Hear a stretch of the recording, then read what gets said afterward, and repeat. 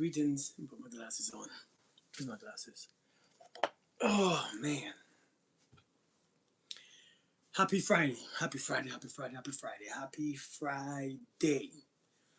I wanted to come live on this video. I was talking to someone. Greetings, y'all. I hope you guys are having an amazing day. Let me start with there first. I know. I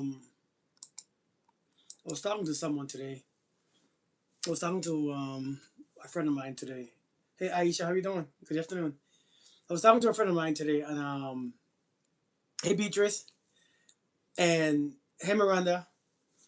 Yeah, I was talking to someone today, and um, they was asking me pretty much why, and I've gotten this question so many times. Why do we attract?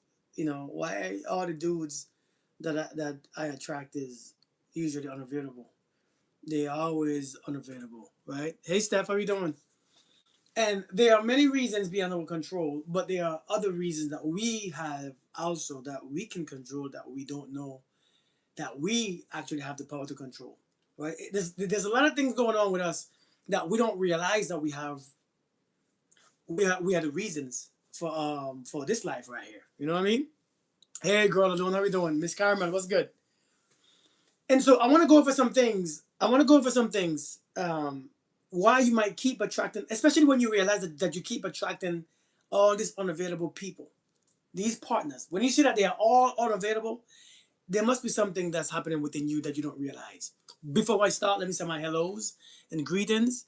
Hey Sonia, I'm doing amazing. I'm doing amazing stuff. I'm doing amazing. I'm doing good.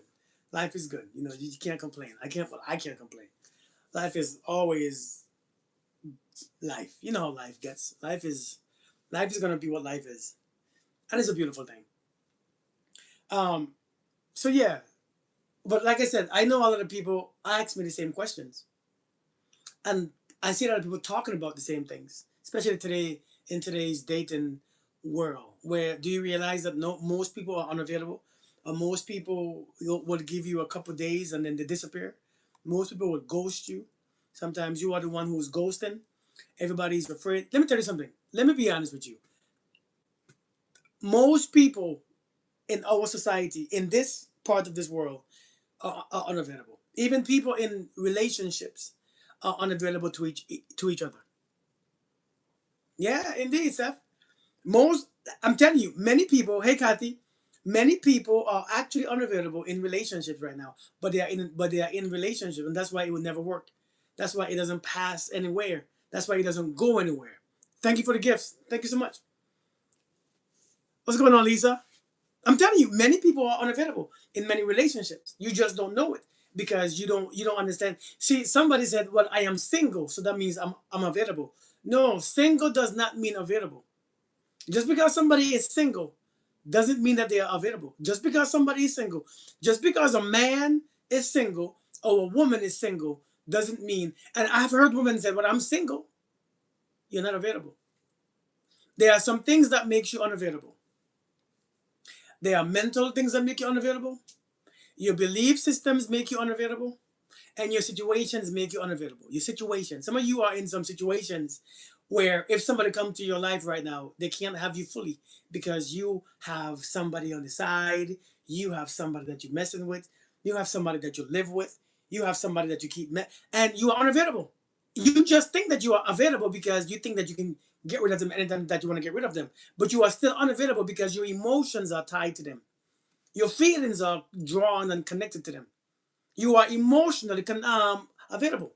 Many people are, and you said that you are unavailable for nonsense. No, no, no. I think you might be unavailable. Period.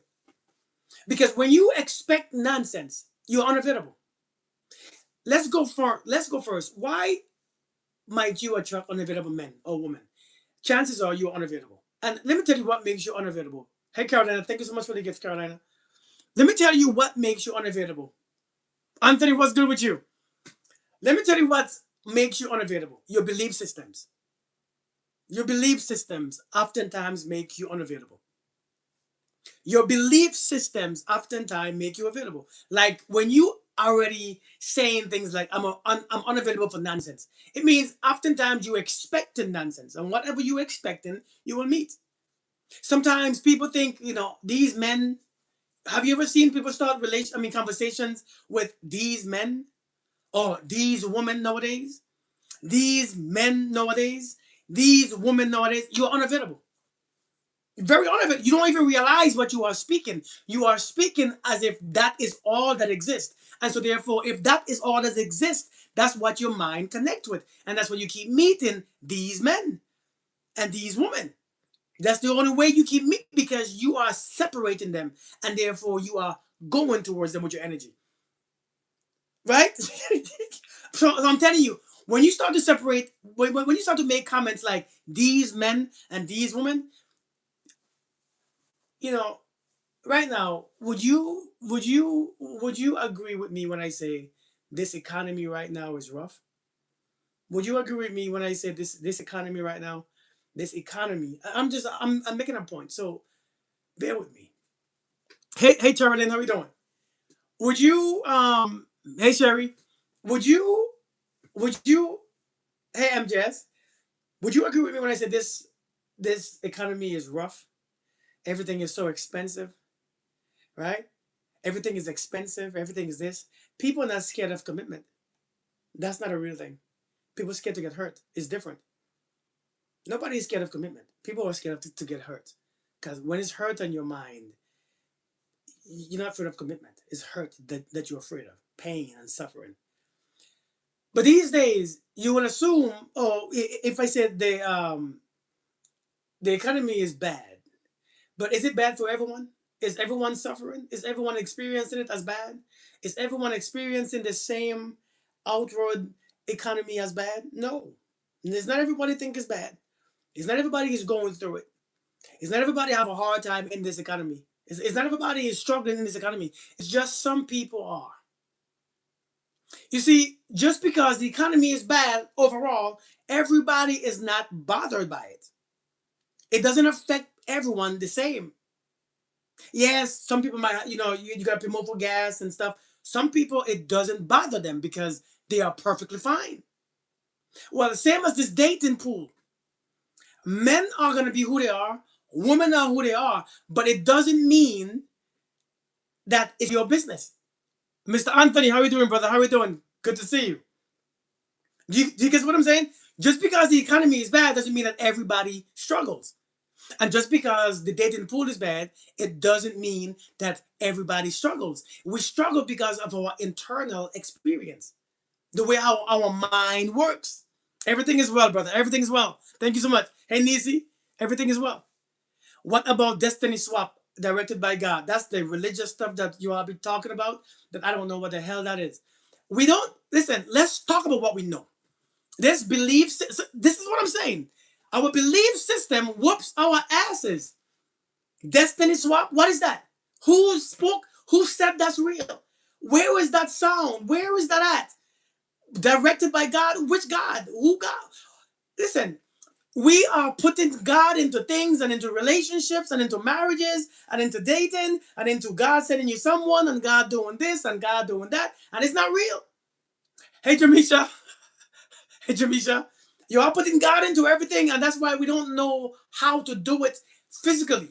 We don't know. You see, over the years of relationships and over the years of time, we have gotten to be so awkward and weird, and so the only thing that we know is God. But you can't do anything with just knowing Jesus is the answer. That doesn't help. That doesn't help. It's not true, because some situation you have to think. You have to see patterns. You have to see discernment. You have to have understanding, and you have to fail to understand it. You have to fail, fail, fail, and then finally your mind and all the things make sense. We have to stop with this Jesus and God stuff. Hey, Crystal, how are you doing? Felicity, what's good? We have to learn. This God and Jesus stuff in dating is messing up your minds. And I'm not against God or Jesus. I'm just saying we have learned, we have grown to be a religious place. And so therefore, a lot of us don't have regular common sense understanding. Many of us don't have regular common sense understanding. Many of us, tell me if I'm lying, What's up, Justin? Many of us don't have regular common sense understanding. A matter of fact, at this stage in my life, if I want to talk about this God, I have no business talking to you. Some of you are gonna misunderstand. Oh my God, you're not saved. Understand what I just said. Hey, Michelle, at this stage in my life, if you only talk about Jesus and God, I don't want to hear it because it's weird. It's very weird. Yeah, yeah, yeah, Crystal. It's very weird because we live in a physical body. Let's be physical. Let's talk about what happens with us naturally, physically, emotionally. We got shit. I don't care how much God you got, how much Christ you got. If your mind is fearful and confused and you don't understand, it doesn't work. It doesn't work. I don't care how much Jesus you have and you, how much you go to church. If you are unavailable emotionally because you don't believe men are good or women are good, it doesn't work. It doesn't work. It not gonna work. It don't work like that. It doesn't work like that.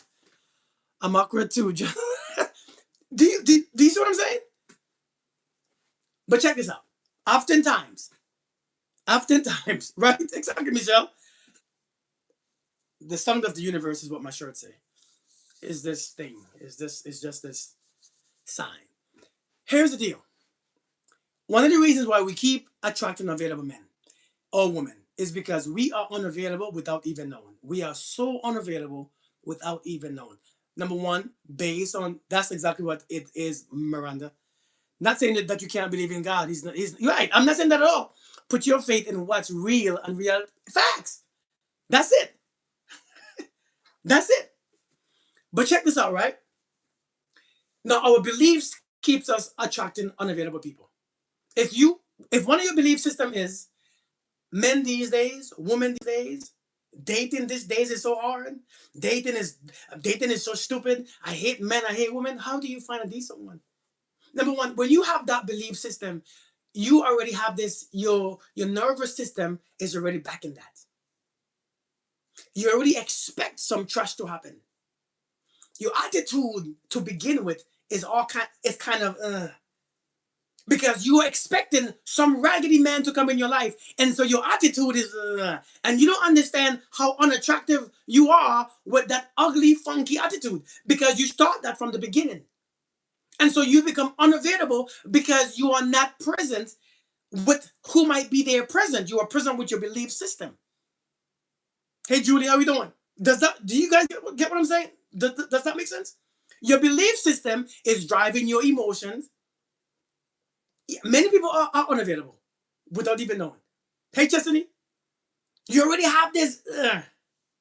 You meet a man and you already, I don't know. You might just be like the rest. You're unavailable because you're not open. You can't trust. You can't love. You are emotionally unavailable. That is what emotionally, you see, you all think emotionally unavailable is somebody who doesn't speak a lot or somebody, right? Or somebody who's just, who's awkward or somebody who has, what do you call those issues? Avoidance issues. No, it's not that. Trust. You tell me that you can't trust? Trust is an issue. You want to wait for somebody you want to wait for to trust somebody. Are you crazy? Available are the ones that are already married. What about saying happily single? Hey, say what you want to say. You hear me? If you're happily single, listen, is it that you happy or you're not happy? There's no happily single, there's no happily married. There's just happy people and who not happy. If you're happy, you're happy.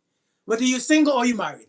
And if you're miserable, you're miserable, whether you're single or married. I think we just put happily single and happily married for what? I think we should stop labeling ourselves happy, I mean, single or married. I think we label ourselves too much. You know, as you speak, as you continuously speak something, as you continuously speak something, you say, if you look at a man for what he is, he remains the same. But if you look at a man for what he could be, he becomes the man that he should be. And that's just not if you look at a man. That is any situation. If you look at you as single, especially if you want a relationship, but you keep saying I'm single, you are affirming that. That's not going to change. That is not going to change. You are affirming I'm single. It's nobody's business. If you're single, it's not, ain't nobody's business. Do you know what I mean? If you're single or not, ain't nobody's business. I mean, everybody ain't got to know every day that you're single. Hey, William Lynn, and you ignore it. You cannot benefit from the knowledge for the goodness that is. Indeed, facts, facts, William Lynn, facts. And happy Friday to you, William Lynn. How you doing? Happily present. Yeah, but I'm saying, listen, it doesn't matter. Wait, facts. If you saying I am poor, I am poor, I am poor, I am poor, I am poor, can you saying I am poor change your environment to wealth? It cannot. Saying I am poor, thank you, Michelle. Saying I am poor, I am poor, I am poor doesn't generate wealth. Saying I am sick, I am sick, I am sick doesn't magically generate healing. First thing first, the Bible says, let who is weak say what? The Bible says, let who is weak. See, you are not ready for that. Hey, Anne, how are you doing? Let who is weak say, what, how do you finish that sentence? That I am strong. Let who is weak say, I am strong. We keep saying, I'm weak. I'm tired. I'm this. I'm single. If you want that to change, you can't keep repeating it because it makes you unavailable. I'm telling. Listen. See, these things are not what people talk about. We talk about the obvious things. But if they're married, they're not available. We know that. You know what I mean? Right? If we're weak, I mean, if we're married, we know. If they're married, we know they're not available. But let's go deeper into being available. You have to speak like you are available. Stop looking at men like they are the problem. Stop looking at women like they're the problem. Stop looking at the economy like the economy is the problem. Look and see the power within you that no matter where you walk through the valley of the shadow of death, I shall fear no evil. We have to learn. We have to learn because no matter what is there for you, you must learn to go deeper and see something different. We just keep seeing the same crap. That's why we stay in the same crap. We see in the same crap, so we stay in the same crap because it's what you see and it's what you feel and it's what you experience. It's the same one said that. I'm telling you. And so instead of every time you have, some of us affirming I'm single more than anything else. When is the last time you say I'm wealthy, I'm rich, I'm happy, I'm peaceful, I am beautiful, I am strong, but you say I'm single so many times. That's why you stay single for that many damn years. Every year come around, you're single, and it bothers you. It bothers you, but you act like it doesn't. Some of you, the reason why you're unavailable because 1 minute you say I want somebody, the next minute you change your mind when you're talking to someone else, and then what is it that you want? 1 minute I want to be in a good relationship, but the second minute, you know what? I don't even you know what? That's why listen. You're confusing the universe. You're confusing the signal that goes out. 1 minute, I want to be in a healthy relationship or in a relationship. Next minute, these men, boy, I can't trust these mother effers, these thirsty ass niggas, right? You at peace, right? Happy Friday, Nancy. These niggas, boy, I hate these niggas. How every time you have a chance to listen to bad man, hey Rachel, every time you have a chance to listen to these bad podcasts about these disrespectful ass men and disrespectful, stop listening to them things. Turn them shit off.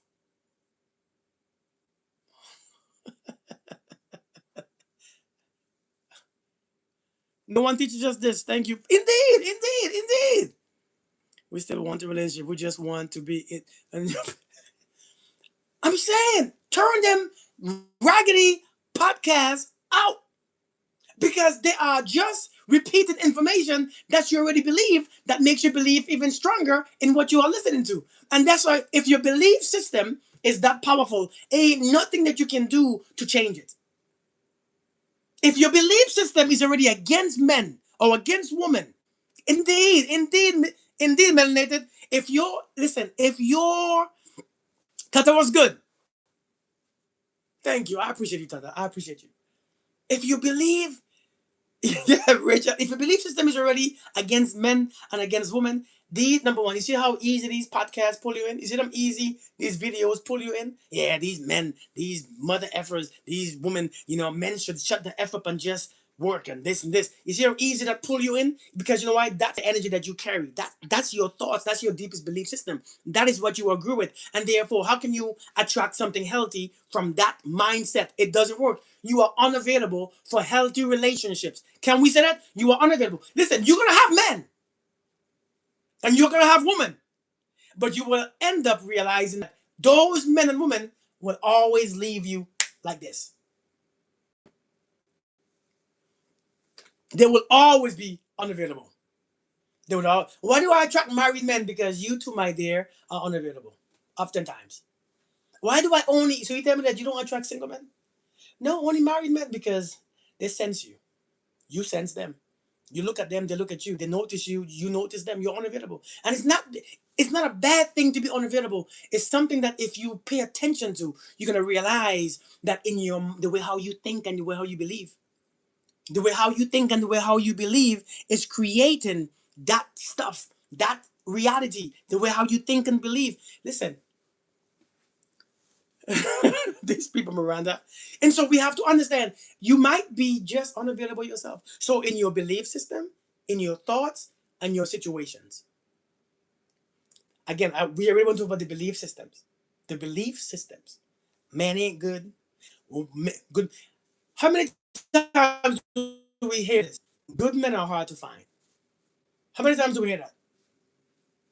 And so when you repeat that, good men are hard to find. Good women are hard to find. When you keep repeating that, what do you think happens? The brain does something. The mind does something. The mind begins to do what it does. And it begins to distance them from you. Because you don't want, if it's hard to find in your mind, it must be hard to find in your physical reality. Indeed, Rachel. If it's hard to find, we Professor Wrong, indeed. If it's hard to find in your mind, then how can you find it outside? You can't. There is no good men. Of course, if there's no good men, why the one who are drawn to you will be terrible. I promise you. If you have that belief system that good men are hard to find and there are no good men, the ones that are drawn to you, I promise you, you don't want them. Now listen, if you are unavailable and you have a bad belief system, can you find a decent person? Yes, they will come to you still, but you can't keep them. Have you ever seen somebody with a bad money management skill? Have you ever seen somebody, right? Have you ever seen somebody with bad money management skills? No matter how much money they make, they can't keep them. They can't keep it. No matter how much money they make, they can't keep it. They win the lotto, it goes away. They get a big raise at work, it disappears the next day. Every time they get a paycheck, it's gone tomorrow. They could make six and a half figures, it's gone. They can't keep any because it why their frequency, the way how they're vibrating, is not according to wealth. They can make the money, but they can't keep the money. Have you seen that before? It happens all the time. True or false? It happens all the time that people make a lot of money, but since they are not financially vibrating on that level, they can't keep it. They really can't. And then you have people who don't make much.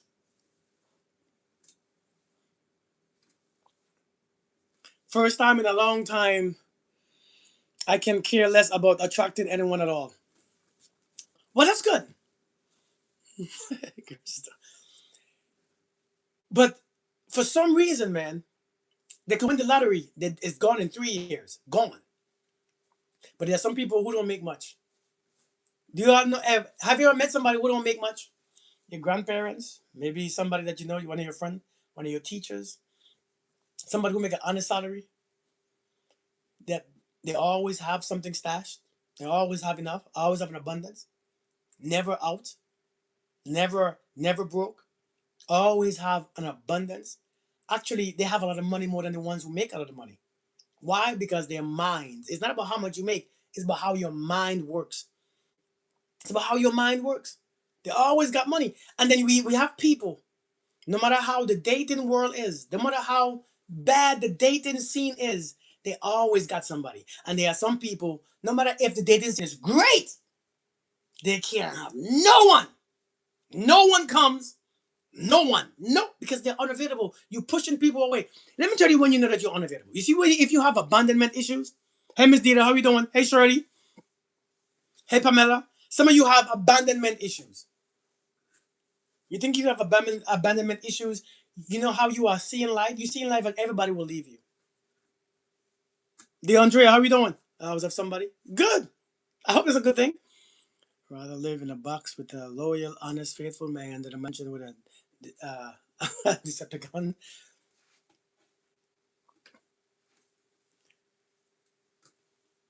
Wait, what did I just say? I forgot what I just said. What did I just ask? T-Bone, what's going on, brother? How you doing? I'm only gonna reject myself. Do you know people with abandonment issues? Do you know what you are looking at in your mind without even realizing? You're afraid. Now, sometimes that abandonment issues comes out. Thank you. You know, the abandonment issue comes out in many different ways. In this anxious attachment style, you attach anxiously, right? And sometimes you have that what do you call it? Uh that what do you call it? That hey love music, how we doing? That energy where you have that avoidant stuff, the avoidant attachment style. Sometimes that's playing a big role. Sometimes you meet somebody and you get anxious because you don't know if they're gonna stay, right? PTSD. Yeah, yeah, that'll cause it. Hey prayer, how we doing? Sometimes you meet somebody you don't know where it's gonna, you don't know if they're gonna stay. I'm much happier when there is a man in my life. Is that a good thing? It's not a good thing or a bad thing. It's a reality. Yeah, T-Bone, you beat the cycle. It's not a good. Listen, if you happier, thank you, Miranda. Can you pin that? Hey, Steeler girl, how we doing? Um, just because you have somebody and you want somebody in your life, that doesn't make it bad. Some people thrive better with somebody there in their life. Some people thrive a lot better. I'm doing amazing to Steeler girl, so always good to see your pretty smile. Some people thrive better with somebody there, and don't let people make you feel bad for that. Don't let people make you feel bad. Oh, there's some people who always have people. Eh, keep them. If it works, it works. You hear me? Don't make them make you feel bad because you always have somebody in your life. Because if that's how you thrive, then thrive that way. You see, this right here, this is not I gotta prove to you that I ain't proving to you nothing. If I when I have somebody in my life, I thrive because I can focus. I ain't got to be out there looking, dating, spending money. Then be with somebody. Thrive with them jokers. They wanna make you feel bad for always having somebody. Don't feel bad. This journey is too small. Ain't nobody care. We all go to the same place. We all go to the same place. Thriving man goes all around. I bet. We are designed to do. Yeah, indeed. Great. Thank you, William Lynn. Thank you so much. I'm telling you. Hey, Joy. Um, how do I open my throat chakra? I communicate. Hold on. How do I open my throat chakra? I communicate just not as how I want. That's a whole different conversation right there. Give me a minute. My son met someone new. I'm annoyed because he's being irresponsible instantly. Still a girl. You be blessed. Hey, Baron, how we doing?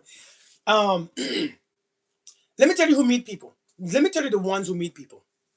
People need to set with themselves. Yeah, indeed. Let me tell you who meet people. Let me tell you who meet people all the time. Janelle, how we doing? People who doesn't have a specific or a rigid. People who don't have a rigid mindset about how things should go. People who doesn't force anything. People who don't care how it ends. That's the people who are open. Do you want to know that? If that's not, listen, if you have never heard it before, write it down. What's up? Make the question, lady. How you doing? Those are the ones who listen. When you don't have a specific desired outcome, you will thrive because you're not triggered. You're not scared. You're not forcing things. You're not making things happen. You're not pushing things. You're not, you're not anxious of things. You're not hoping. You're not having thoughts of them cheating in your mind or them leaving. Or because when you have them rigid end of how it's gonna end, and we're gonna be together for all eternity, and that's what I want, and this is what when you don't have that, your energy is more attractive. Your energy is more beautiful. You let things be as they are. When you have the reason why some of us are unavailable is because you don't know how to detach from your desired outcome. You have a specific desired outcome that you are trying to force things, doing things because now it becomes about your actions only. Do you understand me? It becomes about your actions only. Abundance, how we doing?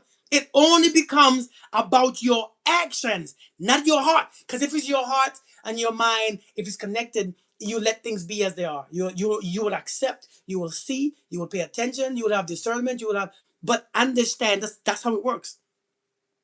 Nestor, what's going on, brother? How you doing, man? How you doing? Hey, this is another brother right here that I deployed with in 2006, Mr. Nestor Q. I never knew how to say your name, by the way. Hey, how you doing, brother? It's good to see you. Hey, man, we're good, man. We're good. That's another brother I deployed with in 2006 from Germany. Is it bad to know that you're vulnerable but still go along? Is it bad to know you're vulnerable? Listen, being vulnerable is the best thing that you can do. Be vulnerable. There is nothing wrong with being vulnerable. A matter of fact, if you're not vulnerable, you can't even.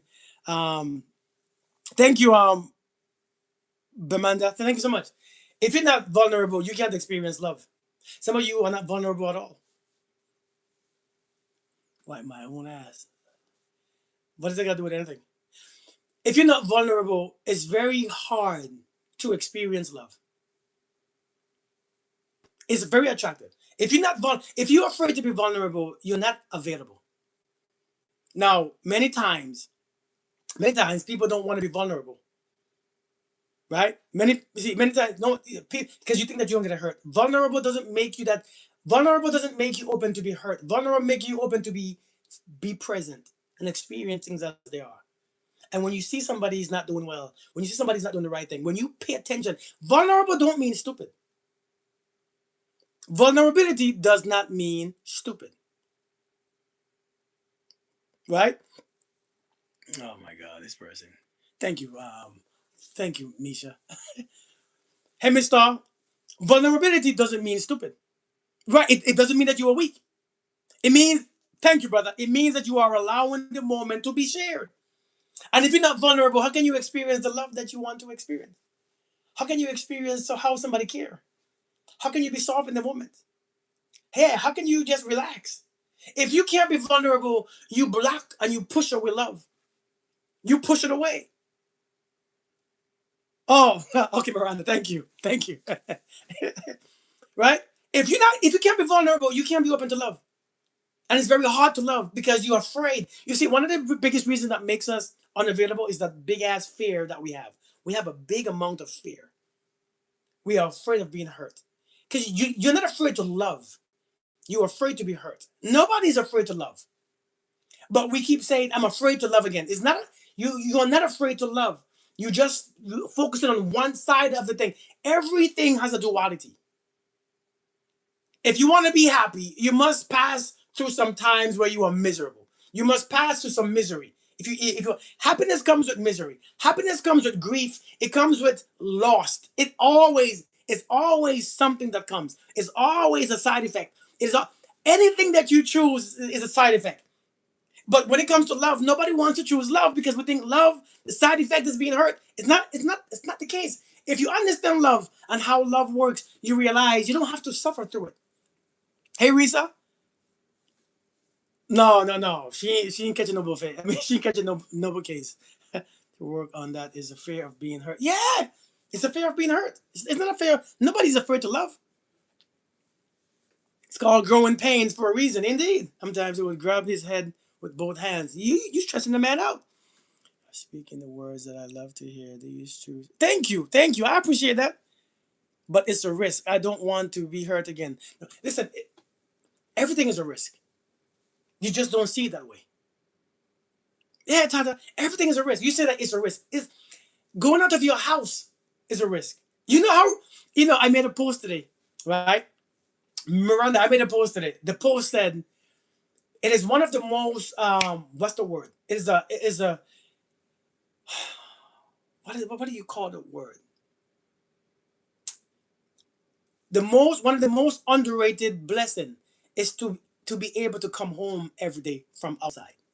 Hey Mar, one of the most underrated blessing is the ability to come home because everybody don't make it home. That's the biggest risk. Listen, that's the biggest risk. Hey Jacqueline, yeah, that's the biggest risk, and we don't even know how risky it is. Every time you drive a car, have you ever drove a car and on the way to where you was going, there's accidents happening, there's fatalities happening. That's Driving a car is risky. It's very, but since it doesn't happen to us, we don't see the risk. We don't see it. Love is Love becomes risky when you don't understand the same thing. You can always lose something but if you understand, that's the ego. But if you go towards the heart, you can't lose anything because nothing is yours. Nobody is yours. Nobody is yours. When you understand that nobody is yours, you know how free you can love. When you understand that no one is yours, do you know how free you are to love? You're not mine. You cannot be mine. It's impossible for you to be mine. Hey, Lawrence, how are you doing? Hey, John. When you realize that nobody is yours, whoo! The moment I realized that my wife wasn't mine, she was just in my relationship with me. I was just in relationship with her. When I realized that my wife is not mine, the control had to go. Had to put him. You got the paperwork, right? You got to talk. But seriously, when I realized that my wife is just in relationship with me, but not is the relation. Listen, it's the relationship. You ever had a relationship with a dog? Meaning, you ever had a dog, a pet? They go. They leave. They always leave before you. A cat, they go. That's a risk too. Having a pet, most of the time they leave before you do. You have kids, they leave too. Whose kids ain't left yet? You ever had a kid that left and just never came back? Or who don't come to visit? They go off to school, they leave too. How did you realize that this? Because you realize that nobody is yours because they are complete beings. You're halfway there, right, Miranda? Me too. They are complete beings. People are complete beings. You can't complete nobody. Nobody belongs to you. On this journey here, we come by ourselves and we're gonna leave by ourselves. If we haven't realized that yet, you're gonna always find reason to suffer. Taught me how to remember how to. I'm telling you, yeah. I don't have a religion. I don't have a religion at all. I don't do religions. When I realize that human beings are perfectly fine the way how they were made, when I realize that whatever comes, let it come, and whatever go, let it go, is when I've learned. Is when I learned, hey, nobody is mine. My wife ain't mine. My wife can't be mine. My wife is her own different person. My wife has her own different thoughts. Hey, Miranda, can you pin Nesta's last comment? No, listen. A person with their own mind. Think about it. A person who has their own mind and own thoughts and deepest dreams can't be yours. Somebody say amen if you understand what I'm saying. A person or anything that has their own deep thoughts, their deep feelings, choices, and 2 feet, they can't be yours. You can only experience them. You can only experience the moment. You can experience versions of them, but you cannot have them. And when I realized that, it made my life so simpler because I let my wife be free. Do as you want to do, be the woman that you want to be. But if I choose to love you, whatever you become, I will love you. That's really how it goes. Whatever you are, I love. I don't have a image of what you should be, what you're not supposed to be, where you I don't have that image in my mind anymore. I used to though. After 26 years of marriage, I am still and never was who she wanted. I was just hold on, I can't see. Lord have mercy, man. I was just another oh man. I'm sorry to hear that, man. I'm sorry to hear that. I am sorry to hear that.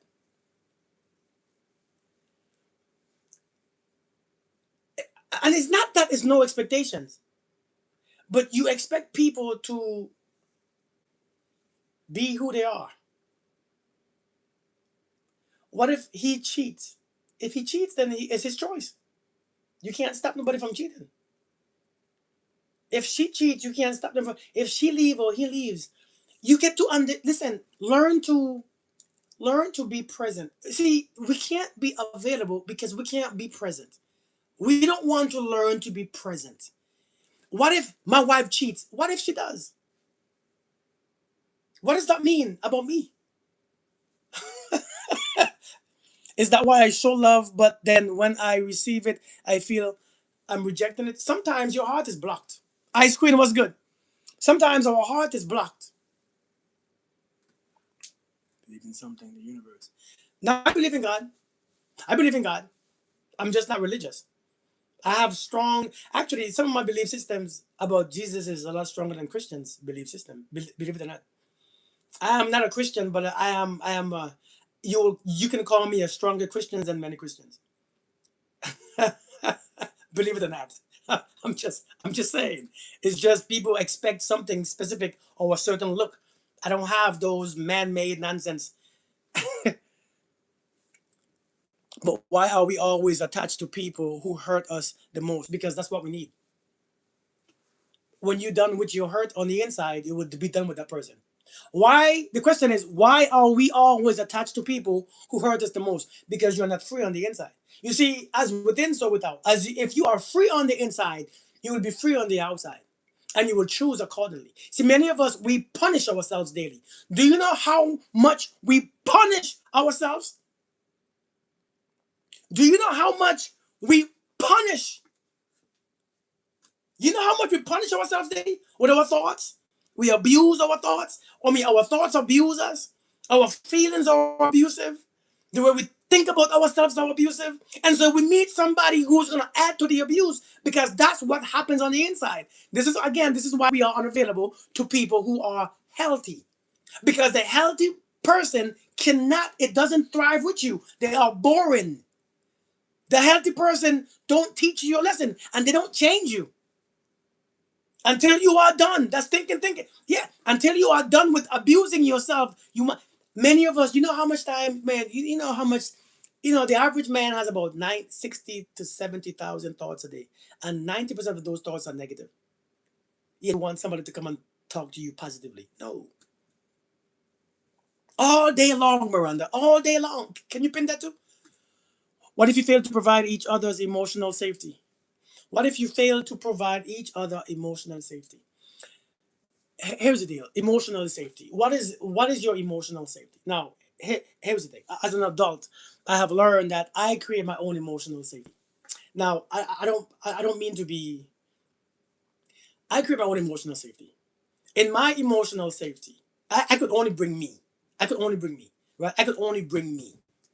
My wife, I assist my wife in creating her because let's be honest, we help each other create emotional safety. That's why we have a relationship. We assist each other to create emotional safety. Means I'm there. If I'm there and I'm free and I'm relaxed, she can be there and relaxed because now she realizes that she doesn't look at me as a threat, right? I'm not out there, every night in the clubs or on the streets. And because now, if I'm out there every night in the streets, now you can't be emotional safe. I mean, safe anymore because now you're worried, you're thinking what you're doing, and so you can't. You have to assist each other with emotional safety. But however, on this level of journey that I'm on, I I bring my own emotional safety. If my wife is doing something on the side, I get it. That's her. But me, as a man who have learned and practiced this understanding, I can't depend on my wife to help me create my emotional safety. I have to do it first. Because then if she can create my emotional safety, she can F me up too. True or false? If I if somebody can feed you, they can starve you. No, I get it. On this journey, we're supposed to be assisting each other. We assist each other. We're supposed to assist each other. I'm here for her. Hey, listen, you here for me. I feel safe, you feel safe. However, I know that. But on the other side, I have to still do my part. My part is to create my own safety too. My part is to do the things that I love. Because I think as in relationships, we stop doing what we love. We stop being us. I don't know why we lose us. Why we stop being us. Indeed, Dr. Galen. We stop being in relationships. Many of us, this is why you meet people who keep saying, I lost myself. How? Hey, Rigel, how do you lose yourself? Why did you stop being you? And when you meet somebody who is telling you to don't be you, that is the biggest red flag. You missed a whole lot. That's the biggest red flag. You cannot stop pouring it. Yeah, facts. In relationship, you cannot stop pouring it. A matter of fact, you might realize that Rigel, you might realize, hey Nicole, you might realize that in a relationship, man, it's time to even grow stronger in yourself. Because think about it, right? Think about it. Yeah, think about it.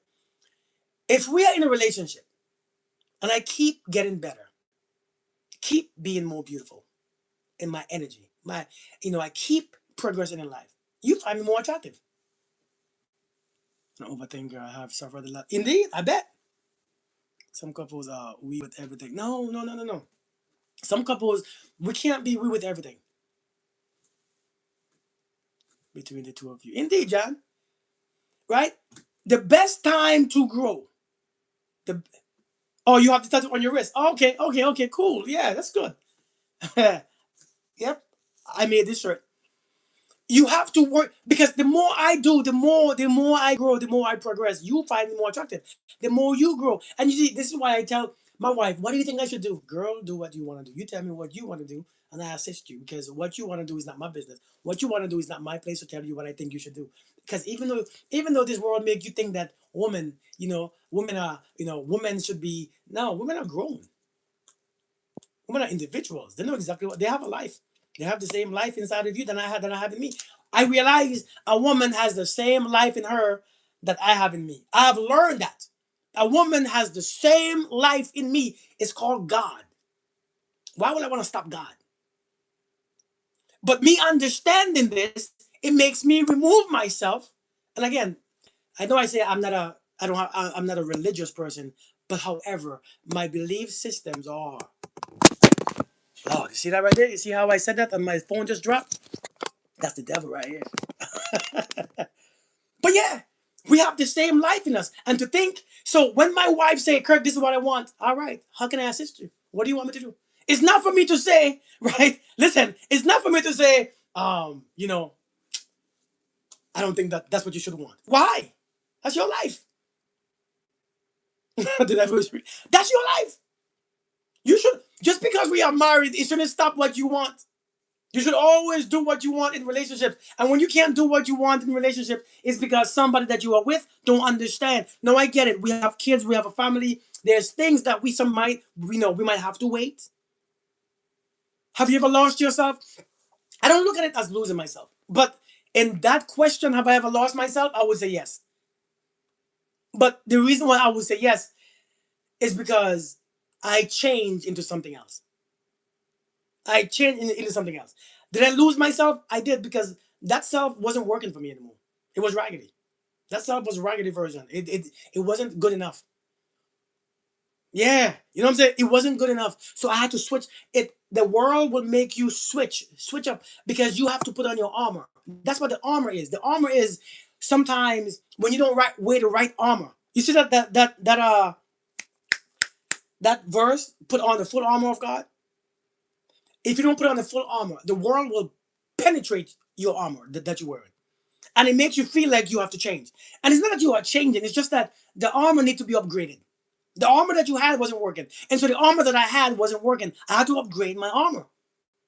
And so, yes, we call that losing ourselves. You don't lose yourself because yourself is only a concept, is an idea. It's not real. There's no self. It's just belief systems and thoughts. That's what the self is, said Pastor Kirk. But seriously, that's what the self is, ideas and thoughts. How do you repair when a boundary has been crossed? You forgive.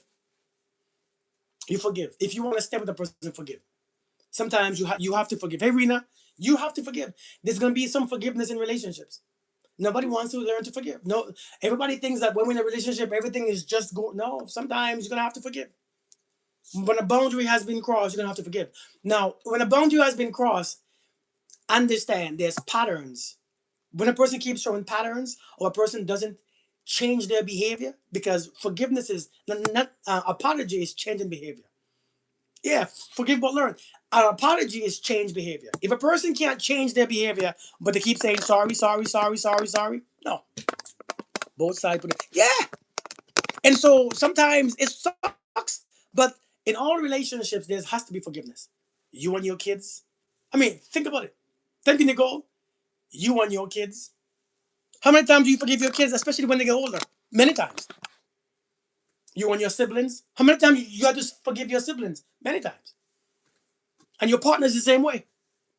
Thank you. That, yeah, Ephesians chapter 6. And so understand, in relationships where two people don't know each other and trying to become one, you're gonna have to always. You said divine Kirk. I think he said divine Kirk. That's funny.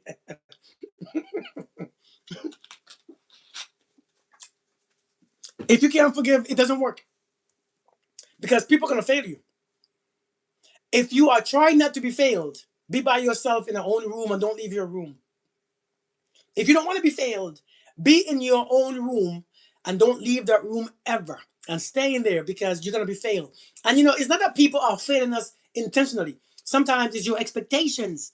Sometimes it's what you assume that people going to, is some people don't even try to hurt you, or they didn't do anything wrong. But here you go, growing up in abandonment issues and insecurity issues, and people can't even be real around you because you were always hurt. Sometimes you have to stop flattering yourself. Everything is not about you. You have to let people be free. Hey, Mariana, how you doing? The best relationship. Hey, June. The best relationship. Oh, Junebug. The best relationship is when you can let somebody be free. Indeed, let somebody be free. The best relationship, Janelle. The best relationship is when you can say, "Hey, let's be together," but you are free. And when in your freedom, if it's not what if your behaviors are raggedy and your mouth is raggedy and you're just disrespectful, that's not freedom. That is, you are still in bondage. Hey, Joanna, how are you doing? Have you ever had a free person love you? Let me ask you a question. Would you want somebody who is free to love you or somebody who is forced to love you to love you? Which one would you like? Give someone you have to forgive yourself. Indeed. Have you ever had somebody who's free love you? Boy, if you hear what I just said, would you choose somebody who's free to love you or somebody who's forced to love you? Think about it. How come you have a good relationship? What? What you mean? You mean me personally? You say, how come I have a good relationship? Because I'm selfless. A good relationship, and I say this all the time. If you want a good relationship, you have to. It's not about me. It's about giving to. I have the love already. I come with love. I come with peace. I come with happiness. I share it. I don't expect that from you. I expect it from me. I give. When I give it, in my relationship, she experiences love. And she said, "Ooh, I can give it back. Here you go. Here you go. Hey, thanks, Junebug. Here you go." Because I come, so I'm not here to pull from my wife. That's why she's never grumpy. She's never overbearing. She don't be nagging me. Hey, Toba, right? She ain't coming on here checking my emails and checking my stuff and all in my comment section and all this and all. She ain't doing all this stuff because she feels comfortable. Because I'm here. I'm not here to pull or extract every bit of love and all these things. I'm not here to extract from her. I'm here to give to her. It sounds corny, don't it? It's so, especially as a man saying that. And I don't want you to I don't want you to think that it's something that I've always done. Something that I had to learn. It's something that I had to do, look, do, look. Because if you pay attention to your partner, when you do something, they react. You do this, you do this, you do it. And so you are always paying attention. You see, you gotta pay attention. As you give, as you do, you see, it's you remember having that TV back in the days. You remember going on changing on the going on the roof with the antenna on your TV and turning it. And as you turn it, you gotta watch the TV to see if it's clear up. You turn, you watch the TV, you turn, and you know you have the perfect angle when the TV is very clear or the station is very clear, and that's how you know. So in relationships, you tweak, you look, you tweak, you look, you tweak. If you want it to work, you tweak and look. It's not about your ego. Ain't about how you feel all the time. One of the best things that I've learned, one of the best things that I've learned is I say this all the time. You ain't got to be thirsty. I don't have to be thirsty to bring my wife a glass of water. I don't have to be thirsty. This morning I woke up. I know she was going to work. I washed her car, but I didn't clean her tires. I know she likes. My wife is very specific. She's a very specific lady. She likes her tires shine. And this morning I knew she was going to work. And I'm just saying this. This is just something that I like doing because, you know, I appreciate doing this for her because she appreciates it. And when she went outside to her car to drive to work, her tires are shining. And she's like, oh, she was surprised. That made me feel good. Have you ever done something for a homeless person or for your family member and the way how they enjoy it, you feel good? And it's not because I wanted to wake up early and shine no tires. That's not. But you don't have to be thirsty. You don't have to want something to give your partner that what they ask for. You don't have. You don't. I don't have. If my wife say, "Baby, can you bring some water?" I know for a fact you're thirsty because if you're asking me that to bring you some water, I know for a fact your leg hurts or you're just tired or you just don't feel like it. And I don't have to be thirsty. Yeah, I don't have to be thirsty to bring you some water. Some of us we have to wait until we both want it to give it. That's the problem. That's the biggest problem. When it comes to sex, when it comes to it's a huge problem because just because you don't feel like it, you don't do it. Feelings is not a huge part of relationships. Feelings are not the biggest part of relationships. You ain't got to feel like it to do it. I don't have to. You think I feel like providing? Hell no.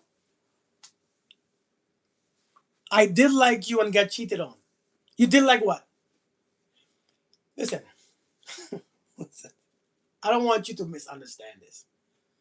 When I say set somebody free, it doesn't mean that by you acting that way, you control them. You set them free anyways. Only when a person is free, you can see what they want to do. Do you understand that? You hold them hostage just because you can't see what they are doing doesn't mean that they are not doing it or that they don't want to do it. When you set somebody free to be who they want to be, only then can you see what they rather do. This if you did what I did, you did what I did. You say I did what you and got cheated on. Listen, I could get cheated on too. But when I get cheated on, I see what you rather do. So this is why you have to learn to set everything free, and that's when you know what they want to do and what they rather do. When you understand this, people have choices. People have their own desires, their own traumas, their own fear, their own insecurity, their own crap. It's not because you are good to them, that's why they won't cheat. Cheating has nothing to do with you being good to somebody. That's why they cheat or don't cheat. It's not. You think it's about action. Cheating is not about actions. Listen, let me bring this up. It's not because you are bad or good to someone that determines if they cheat or not. Can we stop? Can we stop believing that nonsense? Can we stop with the nonsense? Sometimes you can be great to a man or a woman and they still do it because that's in them. And what's in them, whatever is inside of them must what? Can we be honest? Whatever is inside of a person must what? Indeed. It must come out. It must come out. Whatever is inside of a person must come out. It has to come out. And so whether you're nice to them, angry to them, bad to them, they're gonna do what they want to do. That's not your business. That is just you to see. Sometimes nobody wants the truth. God, how are we doing? Thank you. You don't want the truth here. Because when you get the truth, you begin to cry and suffer. Sometimes the truth is all you need. Sometimes it's not the truth is not personal. The truth don't care. It's just the truth. Yeah, Jay. The truth is just the truth. And when the truth comes out, how do you handle it? You hurt? Oh my God, I can't believe I will never love again. No, just the person is the person. It stings. Yeah, it stings. Of course it stings. What's the truth? Somebody said the truth will piss you off, but then it sets you free. It'll piss you off now. Thank you for the gifts. But it sets you free. It pisses you off. The truth will piss you off, but it sets you free. But I always meet ones who breaks my heart. Let me tell you why. Because you're unavailable. This is why the point of this video is unavailable people. Unavailable people will break your heart because you're unavailable. Because when you are unavailable, you have no boundaries. Do you know that? You know why people are always breaking your heart? You have no boundaries. No boundaries. The second thing, people with beautiful heart only goes with feelings. Feelings. You don't go with patterns. See, you have a beautiful heart, so you bypass patterns. You bypass facts and behaviors. And you only focus on how you feel about someone. And how you feel creates attachment. All types of attachments. And now, since you have these feelings, you can't break away. You can't break away because now I have all these feelings, even though the person is doing the same crap over and over, but I have strong feelings. So I will stay over and longer as you keep doing what you're doing, hoping that, you see, people would prey on you because you have a soft heart, because now you see the way how we see people and the way how people see you is different. People know that you're not going. They know that you're not leaving.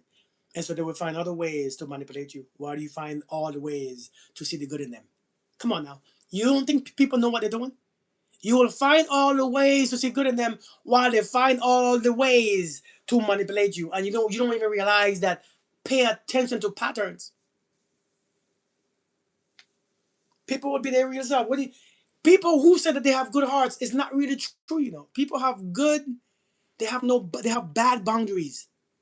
If you have a good heart, then protect it. That's what boundaries are for. If you have a good house, protect your house with an alarm system. If you have a good car, put alarm on it, especially in the neighborhoods that you're in. So when somebody opens the car, it goes off. Wee, wee, wee. You have to have boundaries. You have to put boundaries up, not walls. Boundaries, two different things. All right, two different things. Now he has left. Hold on, give me a second. Let's just say 23 years pouring into someone and now he has left. Good, it's time. It's time. It's time to leave. That's not a bad thing. It's time. 23 years poured into them. All these years poured into my wife. When it's time for her to leave, she's going to leave. You don't pour into somebody for them to stay. You pour into them because that's what you have to do. That's what you do. That's what you have on the inside. Hey, Trish. Mine will not leave. Hey, Mama Bear. You don't give. Listen, you don't do and give and pour into people for them to stay. That is not. That's doing the physical things. You pour into people because that's what you have to give. If you have orange juice, you can only pour orange juice. If you have anger, you can only pour anger out. Right? If you have juice, you can only pour juice out. And so if you pour it into them, that's what you had to pour. You pour in what you had. It's not to keep nobody, but it's to share what you have. It's to share what you have. But you don't pour into people for them to manipulate, to be feel manipulated so that they can't leave. That is not. You don't get to control people and make people stay because you give and then bring it up later on. You remember I gave you. You remember when I gave you $10? You know that means you got to be my friend. Do you remember when we was young? Everyone was young, and somebody give you a plate of food, and they gotta bring it up. Hey, you remember I gave you some food? You remember I gave you some food? Remember when you were hungry? I gave you some food. Right? Remember I gave you some food? So, now if you poured love and affection, then you did the right thing. They needed it. They needed it. You say don't put a mess.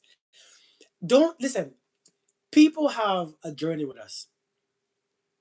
Their journeys, it's not forever with us sometimes. I think the church taught us that something is forever. Life will teach you differently. Life will listen. Hasn't life hasn't life taught you the truth already? Like think about it. Hasn't life showed you that nothing is permanent? The church, these raggedy churches teaches you that marriage is forever. This is forever. Relationship forever. This is forever. It's not true. It's a lie.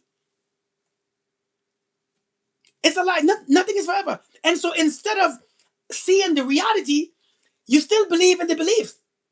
The reality is showing you nothing is forever. So what it does, it makes you enjoy the moment while it's there. You know why I love my wife? Let me tell you how I'm able to love my wife. Because she's right here, right now. So I can actually, I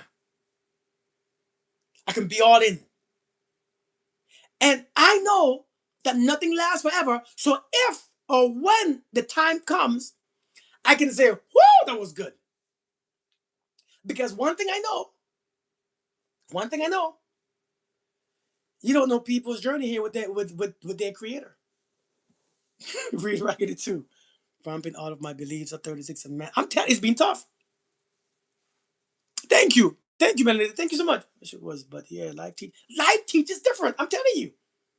And so one thing that I have to learn, one thing that I have learned, man, one thing that I have learned, I get to enjoy it while it's here.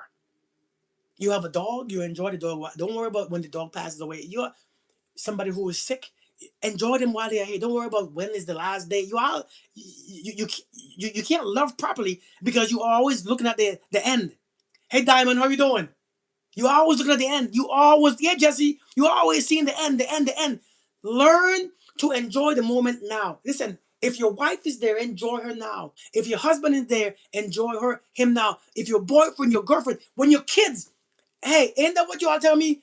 Ain't that what you are quick to say about kids? Enjoy them while they're young because they don't stay young forever. Ain't that what you all tell me? Have you ever had a child? Have you ever had a child when the child was 2 months old and it was cuddly? Oh, a child is looking at you and smiling. You know how cute that was? Oh my God, so cute. And you know what you all say? You better enjoy the moment now. And then the child comes to 6 years old, like my daughter. My daughter don't want to leave me alone. She wants to sit on me. She wants to lay on me. Last night, my daughter came to my room when I was gone from my room. My wife heard somebody crying in my room, in this room right here, because I was supposed to wait for her to shower. I didn't wait for her to shower. She came back in here crying, looking for me. Where's Daddy? Where's Daddy? Daddy's in the other room. She crying. I said, baby, come lay with me. Come, let's come. It's okay. I enjoy her while I enjoy that while he's here because I know for a fact I don't have my kids are old, but I know that don't last forever. And so when it stops, I'm like, hey, I enjoyed it while it was there. I enjoy them hugs. I enjoy my daughter stays on me. She stays.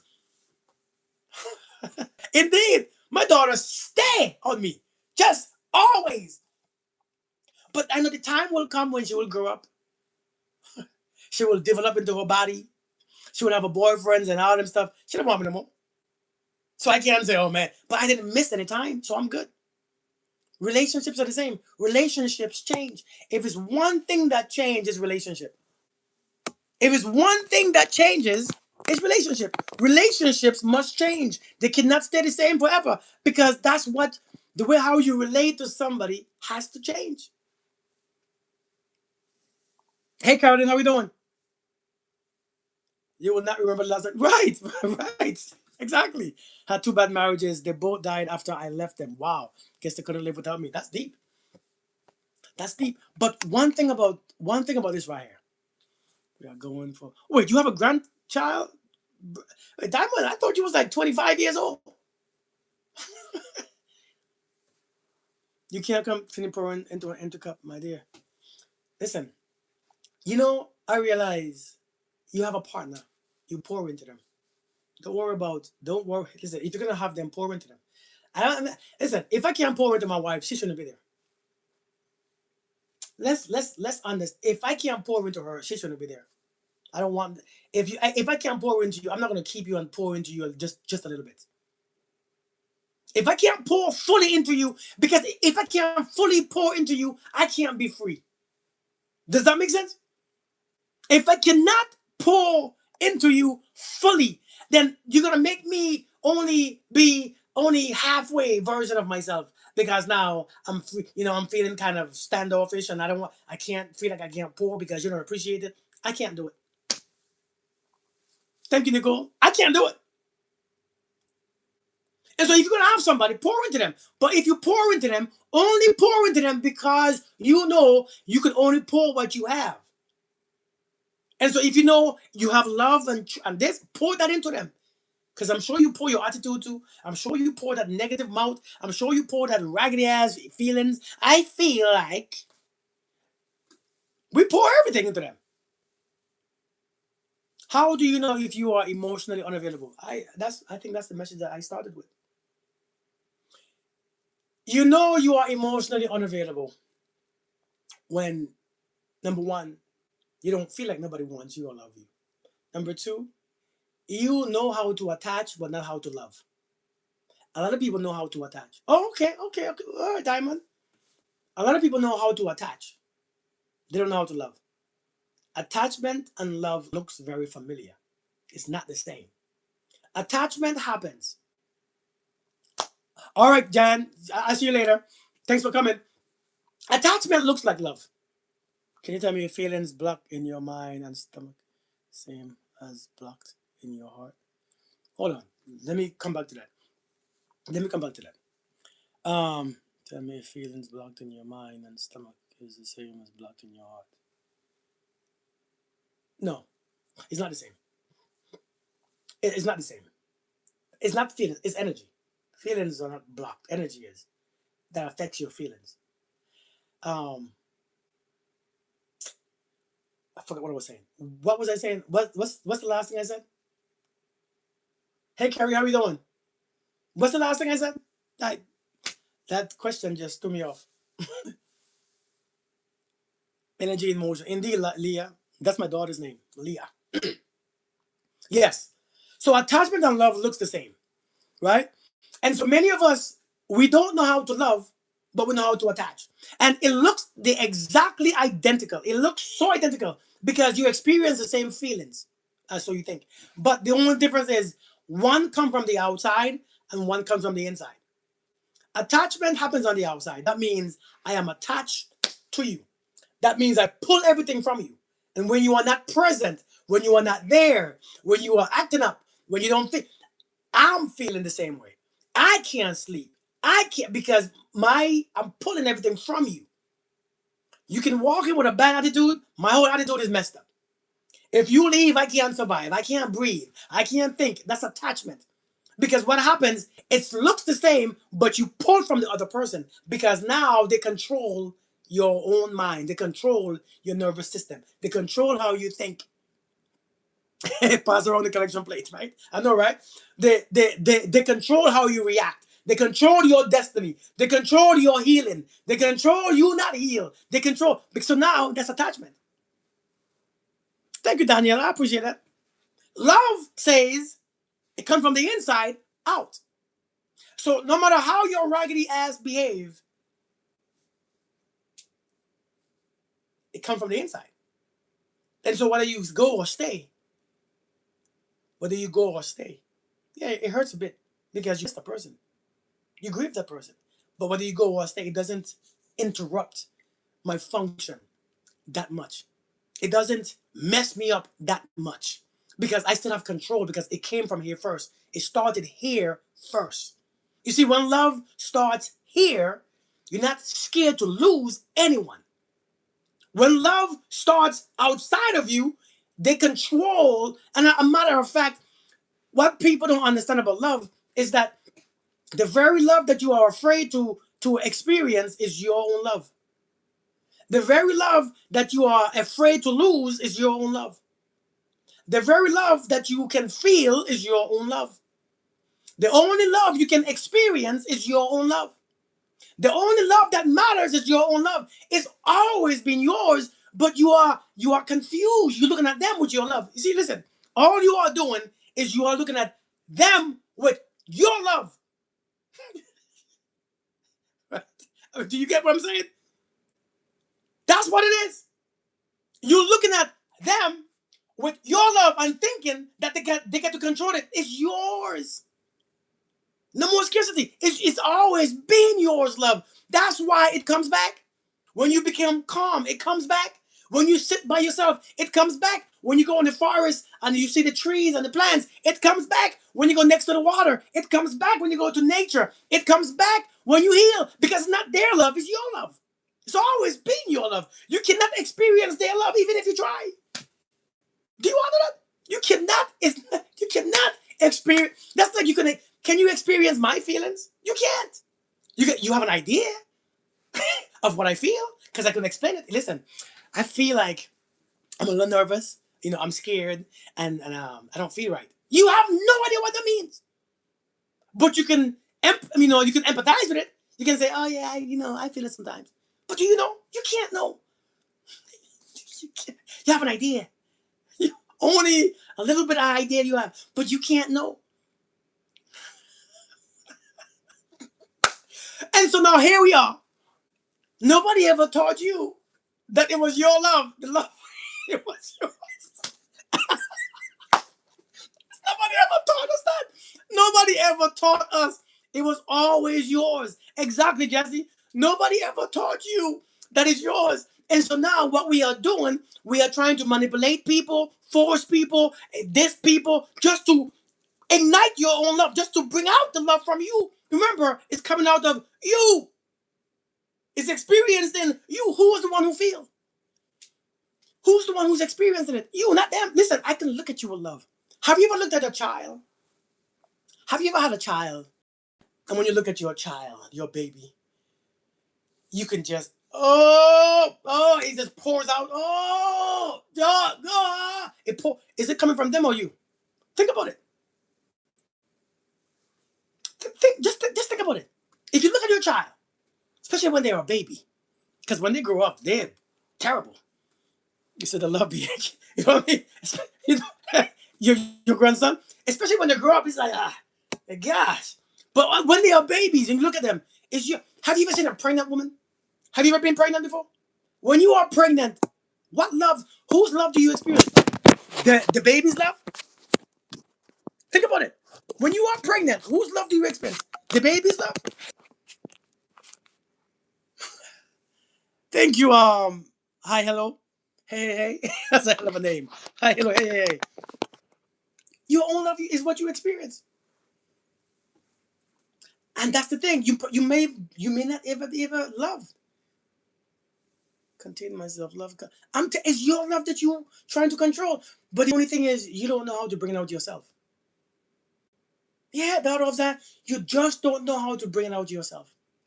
And so what you do is this. This sounds bad. You are a user. You hate users, don't you? But you use in a man or a woman to bring out your own stuff. But that's not how you see it. Indeed. Love is an abundant resource. Indeed, it's a whole of it. You are a user. You just don't understand that you are using people. But he gives you children so you can experience love. He gives you pets so you can experience love. Number one, he gave you yourself, but you find faults with it. so you can't experience it there. Come on now, let's just. I want you all to understand what I'm saying. First thing first, he gives you yourself. He gives you a body. He gives you some thoughts. He gives you imagination, but you find faults and you find issues, and so you say, okay, you just find too much crap because somebody told you all this crap, and so you can't find love there. He give you a child. You know what you did? You didn't see no blemish. Sure, come on now. Am I preaching today? He give you a child. You don't see no problems. You don't see no blemish. You don't see no sin. You don't see no shortcoming. Yeah. I mean, come on now. No. Come on now. I want you to get what I'm saying. Get what I'm saying. What's up, Maxwell? I want you to get what I'm saying now. Get what I'm saying. Let me feed you for a second. He gave you yourself a body that you can't make it. You can't have another one. You can't grow another one. He only give you one. You find faults. I want you to get it. You find faults. You find blemish. You find discomfort. You don't like it. You abuse it. You punch it. You don't feed it right. You don't exercise it right. So I don't love myself. And so he give you a child. And that child comes looking all beautiful, innocent, soft, loving, free. And so you say, ooh, Lord, I love this because this looks like it's perfect. And so let me use you to bring up my love. That's what you do. Am I going too deep? Should I go deeper? Should I go deeper, you all? Let me use you to bring it out. And so you look at yourself, you still don't see it. You still see issues, and you still see pain, and you still see sickness, and you still see your body being stretched. You still see stretch marks, and you still see a big nose. You still see a big old forehead. You see your nipples ain't looking right. Yeah, Maxwell. Or don't look like the other person's nipples. Your butt ain't big as the other person's butt. Your penis ain't big as the other person's on the porn movies that you've seen. It's not long enough, just like the ones, and so you think it's not enough. You think that woman is not gonna love it because you're obsessed with the idea or identity or an image of what beauty is. And so you still let me dismiss myself because this can't be it. And so you have a man or a woman comes into your life. You don't know their sins and failures and their issues and what they have done in their past. Since you don't know, you say, "Oh, that's perfect. Let me use you to bring out my love. Let me use you to bring this out because it's so much. And I'm afraid to see how much it is. And so I'm scared.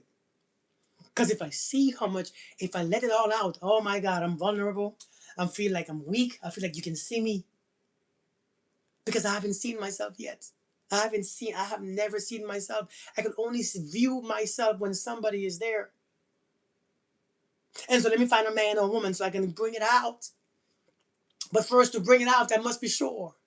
I must this, I must that. And so when that man or that woman comes along that fits that image of perfection in the relationships and in the feelings, you open up your love and you say, oh my God, whoo! And in that moment, you experience how beautiful you are for the first time.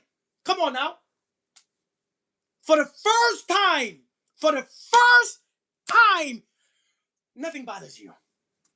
Somebody say amen. You go to work, somebody picks you off, man. I ain't worried about you. You all right? You just need a hug. You need a hug? Come on, just bring it in. For the first time, you can sleep. Oh my God. For the first time, your body is so, you don't feel ashamed of it because somebody shows you. No, dude. Because you are waiting for somebody to give you permission for you to experience what you have on the inside. I'm telling you. And so for the moment, love becomes beautiful. But then you begin to think, what if I lose it? What if I take it? What if they take it away from me? Have you ever climbed a ladder? Have you ever climbed a ladder? And the more higher you go, the more scarier it gets. The more higher you go, and you look down, and you begin to panic. The more higher you go, you begin. Anybody? Hey, Priscilla. The higher you go and you look down, you see the distance. But when you was up there, man, When you was up there, you see, oh, it's so beautiful. Oh, but I have to come down. I can't stay up here for too long. Come on now. No? Did I ever do you before? Because you think about now, when you're up there, you think about the fall. You think about the fall. And so you will start to sabotage so that you can get back down because it's scary. Thank you for the heart me. It's scary being up there. And so many people are scared because they look for the fall. In reality, you only look at where you are going. You don't look at what is stopping you. Don't look at don't look at what can stop you, what cannot. Look and see where you are going. I'm teaching you to be available. That person who thinks the way I think, not think the way I think. I'm talking about who actually exists in this reality. That person, whether you go, have you ever met somebody? Have you ever met somebody?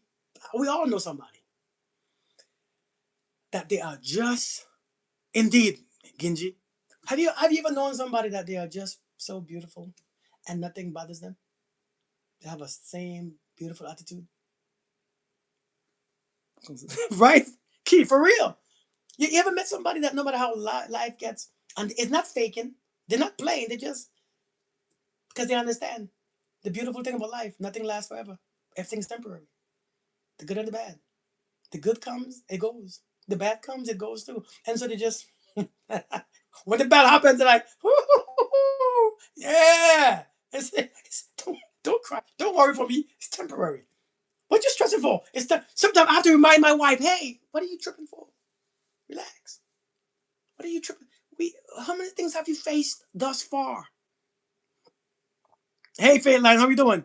I'm like, how many things have you faced just, and why are you stressing for? Relax. And I remind her, and she, okay, you're right. And she calms down, and then things fix itself. Everything fix itself. You don't fix things fix themselves. Everybody want to fight to fix things. Relax, chill out. Some people say, I give it to God, not realizing that you are letting it be what it is, and it will finish its course. Yeah. And this is why the religion has confused this energy. I give it to God. You haven't given it to God. You stop resisting. When you stop resisting, the things are passing. That's all they're doing. So you call it give it to God. I'm giving it to God. What does that mean? What does that mean? It means you release your control from it. That means you stop with the emotional turmoil and the issues because your emotions is giving it power. Something happens bad, and what you do, you have anger and you have fear, and that energy with the bad is adding the back. It becomes bigger and it becomes bigger and it grows so much. It grows so much because you add in the same fuel to the fire. That fear, that anger, that resentment, and so now it's huge. And now, oh my God! Then finally you say, "I'm giving it to God." And when you say, "I'm giving it to God," you let it be what it was, and it passes away. So you believe it's God doing it. No, it's the law of detachment. You are detaching from the exact outcome. And when you can do that, things become listen, God was always there. I'm not dismissing God or whatever else or belief or Jesus. I'm saying there was always there. But you were stopping it. You are the one who stops things. You are the one who is the you be effing up. We be effing up and we don't even know. Because we are so used to controlling everything. And so when I stop controlling where my relationship go, where my finances go, where my life go, where my this go, where my fitness go, boy, when I say, let me just live my lifestyles. We get in our own way. When I learn to do that, my everything begins to change. My relationships, my marriage, my finances, my health, my physique. I mean, look at this physique. I'm 46 this year. I feel like I've never felt this strong before in my life. I let things be as they are. I'm not afraid because you know how many things have happened to us over the past years? You know how many things have happened to us over the past years? How do I know I can tell him how I feel? If you can't tell a man how you feel and you sleep with him, then he ain't your man. Buff Diamond, if you can't tell a man how you feel, that ain't your man. Stop sharing your body with people that you can't talk to. Stop sharing your body with people that you can't talk to. Stop sharing your body with people that you can't talk to. If I can't talk to my wife, I'm not giving up. I'm not being naked with her. I can't. It doesn't feel right. I feel judged. I feel forced. I feel weird. I don't know how you all do it. How do you get naked physically with somebody that you can't open with in your feelings and your words? If I can't be free, if I can't be naked with you in my thoughts and my feelings, I can't be naked with you physically. I really can't. A matter of fact, if you listen to what I'm saying, I want you to understand this. If you can be free in your mind with somebody, you realize that you can be free with them naked with your body. Think about what I just said. Think about it. Seriously, think about it. Imagine you can say and be and tell and express your feelings with someone. You know how comfortable it is to be naked around them? Come on, man. But the ones that you can't be free around, you can't talk and you can't be, your naked body don't feel good around them either. Because your body can pick up the energy. Your body can pick it up. Your body feels judged. Your body feels hidden. Your body feels weird. And no, I don't feel comfortable. Let's just get it over with. I'm gonna put my clothes back on. I'm telling you. Listen, it's the same thing. So if you can ask a man a question, then you shouldn't be taking your clothes off around the man either. Because then you're gonna mess up yourself. You're gonna screw yourself up. Whether you're a man or a woman, you're gonna screw yourself up. Stop doing that. If I can't tell you how I feel, why am I sleeping with you? Then someone I feel like I couldn't speak him. Yeah, you ended it. If I can't feel comfortable, I shouldn't be putting in my pee inside of you either. I don't know what you got. Nervous breakdown queen. I'm telling you, I don't know what you got. And I know you all think. I know I said that, and I know you all think that is different for a woman. Man, I have trained myself to love myself and my body, and I don't place myself in anybody. I don't place myself in woman's energy. I don't place myself in woman's. Just I think people assume that just because you're a man is different. Listen, when I tell you I respect my body, yeah, I don't think when I came from a place of destroying my body by doing all them crap that I was doing when I was younger. Now I came to a place where I fully appreciate the life that I have within me. Greetings from Las Vegas, Rachel. How you doing? Now that I appreciate this life and this God that's present within me, I ain't giving that. I just can't just. No, no, I can't. No, I can't do it anymore. See, I wasn't. See, I wasn't. I wasn't. Before I didn't recognize the God within me. I couldn't, and so I'm not making an excuse. I'm just telling you the reality. So I just bang, bang, bang, bang, bang, bang, bang all my young life. Good good evening, Niger. Thank you, Denise. But now, as the man in my age, man my stage in my life, I recognize the God in me from a few years ago. Now, different reality. I can't do that again. I can't do that no more because God is there in all of us. We just don't recognize it because we are so focused on the outside. We're not focused on the inside. And so we have to learn, man. But the love that you are afraid to lose when it comes to people is always being your love. You can't lose people's love because it was never yours. Do you know you have the abundance of love just like everybody? You know we have the same access to the same amount of love. Do you know that? We have the same access. The problem is we become unavailable because we don't realize that. Your love is rationed.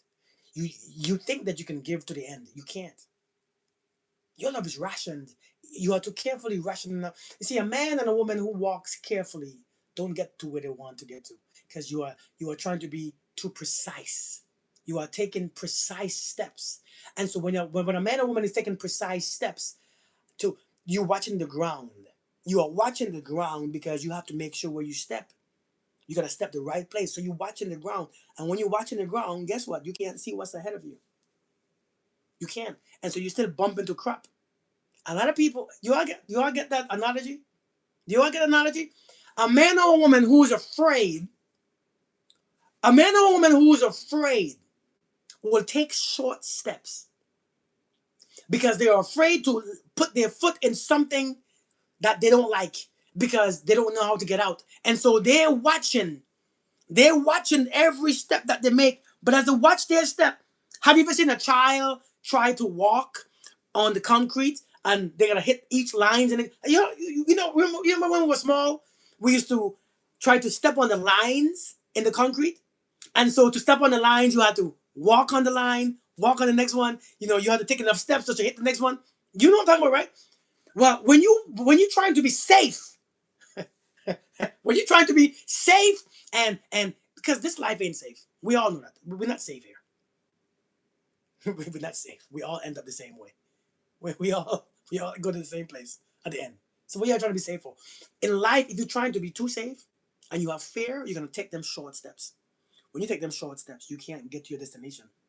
You keep bumping into people anyways. You're gonna bump into people because you're not looking up. I have learned as I walk, I look up. I believe that no matter where I step, I can get out of it. So I'm not afraid of where I stepped. Thank you, Africa. Seriously, I'm not afraid of where I step. Wherever my foot stepping, I have stepped in many places, in many different places, in many different situations. I'm not afraid to get out. So I step fully. And when I step fully, I can be free. Man, when I step, I can be free. My head is up. I'm not worried about. If I'm worried about where I step, I can't focus. I can't focus. When you're driving a car, do you look at the steering wheel or do you look to see where your hands turn or do you look at the road? You look at the road. When you're in a relationship, you don't look at you don't be afraid to what if it doesn't work, what if it stops, what if he cheats, what if he lies. No, you focus on the journey. No matter if listen, no matter if the car don't reach, you're still gonna give the car gas. Yeah, you're gonna give the car gas. And so in relationships, no matter what they could be doing, whatever what they might be doing, whatever they could end up doing, you're gonna give the relationship love. You have to. You really have to, man. But many times, man, many times we don't understand. We are so afraid. Yeah, we are so afraid. We walk in this planet, we are so afraid. Hey, Saving Grace, we are so afraid to be free. One of the best things that I have learned to do is be free. When I became free, I love my wife differently. When my wife became free, she loved me differently. I can tell. When she was forced and conditioned by society, she couldn't love me properly. She was only loving me based on what she thought that love meant. When she became free to be the woman that she wanted to be, the love is different. When I became free to be the man that I want to be, my love is different. My love is weird. My love is completely different. I have grown. Hey, hi, Quarter, how you doing? It's different. When you meet people, let them be free. Thank you for the gifts. Thank you so much. Let people be free. And when you see people are free, they will look at you. Some of you want to control the people, who they talk to, where they can go, where they can't. I don't like my man talking to other women. How is that your? He is a grown man. I don't like my woman having male friends. Then leave her alone. But don't get with people to change them. I would often pray that God allow my husband to be the man that he is destined to be. That's not your prayer. That's his prayer. Because when he's ready, he will be. Hey, really? No, we don't. Listen, let that man be that man that he wants to be. And you be there to assist if he needs you. Let me be the man I want to be. You know, I've been married for 10 years now, this year. My wife, I've realized, I've noticed my wife. My wife has never told me to be something different. I never understood that. Thank you, really. I never understood that. And I think she taught me that. She has never asked me to do something different. She has never asked me to do something different or be something different. Never. Never suggested. And since you have never suggested that, how I act the fool in public, she doesn't get annoyed. Because I play a lot. And when I play, I realize she's never ashamed. Never. And it just made me relax. Like, oh, shoot. And so I began to give her the same favor. Because at first, my wife used to piss me off. Somebody asked me today, is that how you met? No, I didn't meet her like that. She used to piss me off. And it's not because she did it on purpose. But what happened, I misunderstood. That's who she was. When I met my wife, her voice was so tiny. It's still tiny. I'm like, why do you talk like that? Why do you why do you talk like that? She's like what? Like that. It's later on in life I realized, keep talking like that. That's who you are when you're comfortable. Talk like that. Go ahead. Talk. Talk like that. Talk like it. Why don't you talk to people? I don't have nothing to say. But what, that's weird. Now I'm like, yeah, don't talk. If you don't play talking, don't talk. Don't talk. Be that. And so it's later on, years ago, I learned to accept the woman that she is because there was nothing wrong. My perception was off. My judgment was wrong. She was perfectly fine. You see, many of us, everybody has problems. No, everybody don't have problems. Your judgment has problems. This is why we can't accept people for what they are. You want to change somebody? Why would you get with somebody just to change them? It makes no damn sense. Then leave them alone. Leave them alone. Leave. Listen, normalize leaving people alone. Indeed, Diamond, normalize and say, if I can't, I'll leave them alone. But it's not for me to change them because I'm not God and who am I? And then I'm going to leave them anyways and now they're confused. I thought you wanted me to change. I changed and you still don't want me. Leave people alone. It's a very disrespectful thing to change, to try to change somebody. Let people be who they are. Because just because your judgment is off, because you expect somebody to be like your raggedy ass ex. That's mainly made up false narratives because I'm quiet. I'm telling you. And people will find your own peace. That's right, Maisley. You know what I'm saying? You want people to be like your raggedy ass ex that you think a man should be like.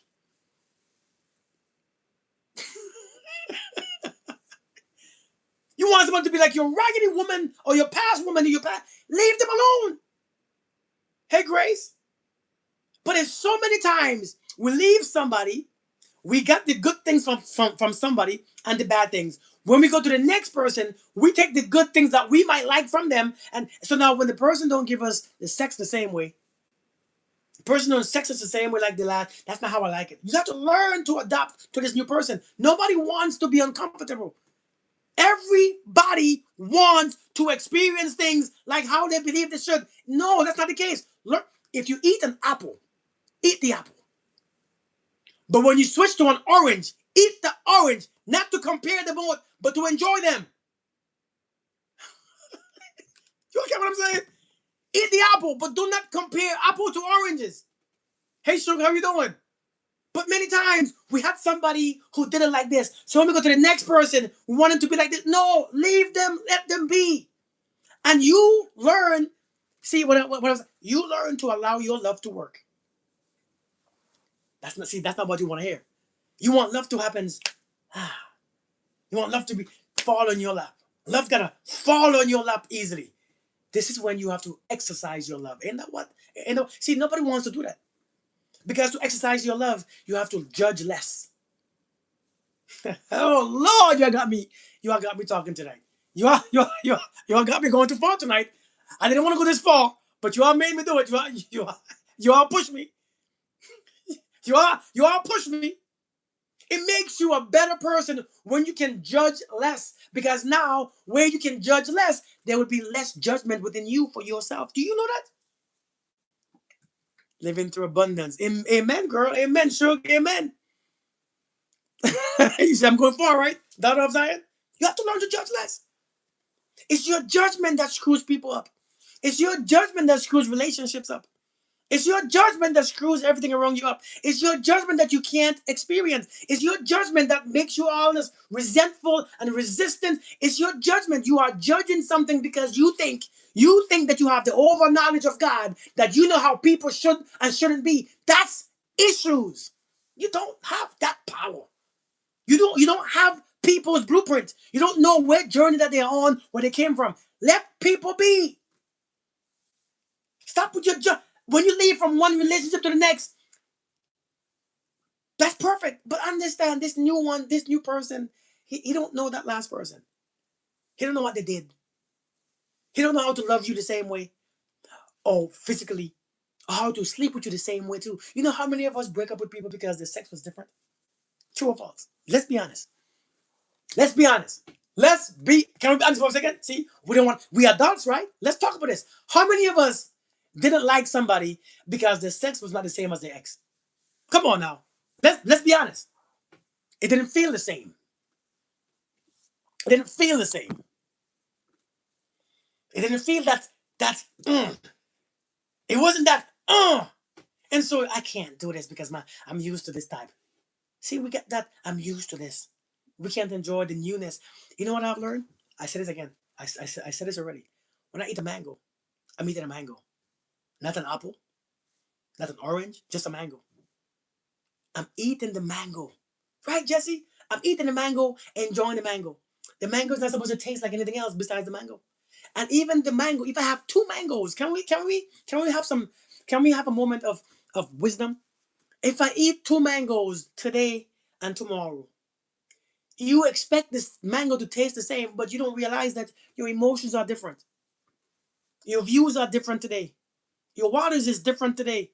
Your mind is different today. It cannot taste the same. You all don't understand what I'm just said. Some will get it, some won't get it.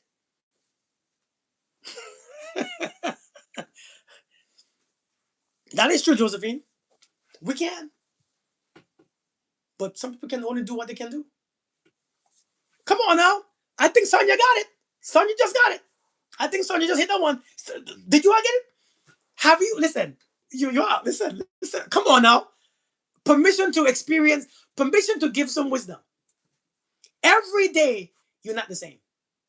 Your water level change, your hormones change, your minds change, your thoughts change, your feelings change. You cannot experience two mangoes the same anyways.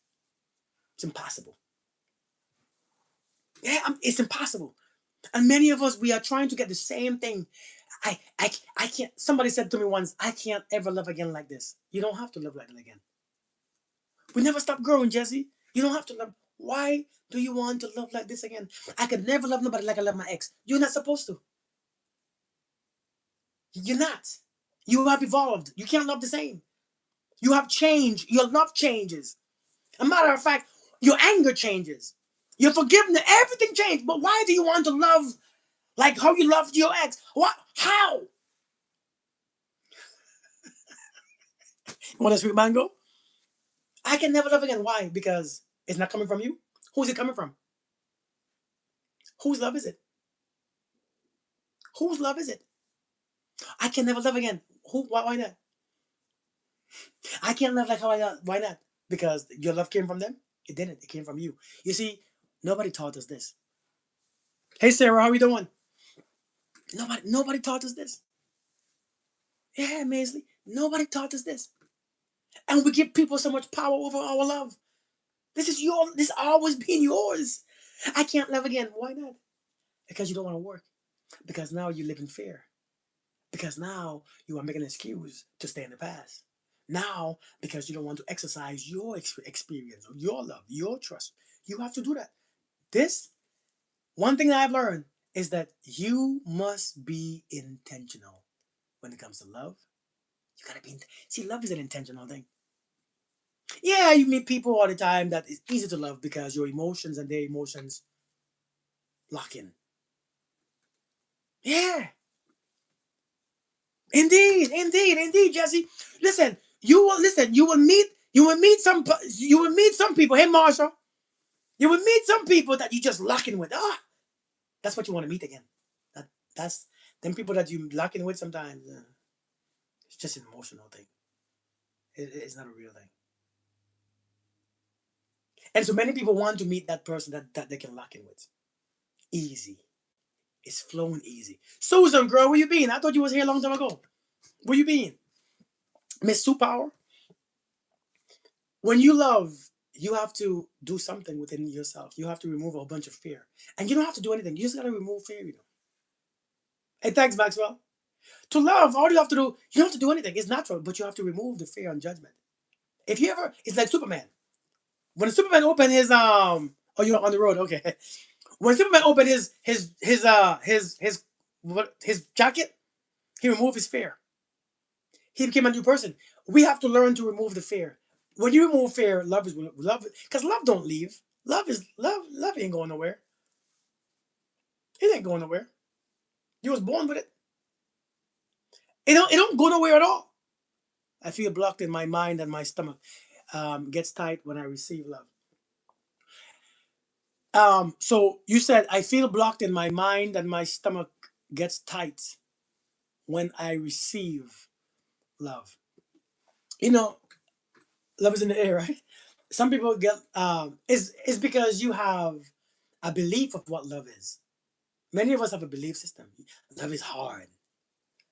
Love is love. Love brings too much pain. Love is pain. Have you heard it before? Love is pain. Love, it's so it's love. Love is not. You can't find love, right? You can't find love, and love is hard to find, and nobody really loves anymore, and people don't really love anymore. People just, and so when you have those belief system, listen. Hey, Tom, how we doing? Happy Friday.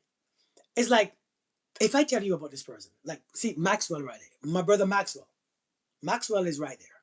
If I tell you Maxwell is a bad person, Maxwell abuses women, he's very disrespectful, he's a thief, and he's a liar.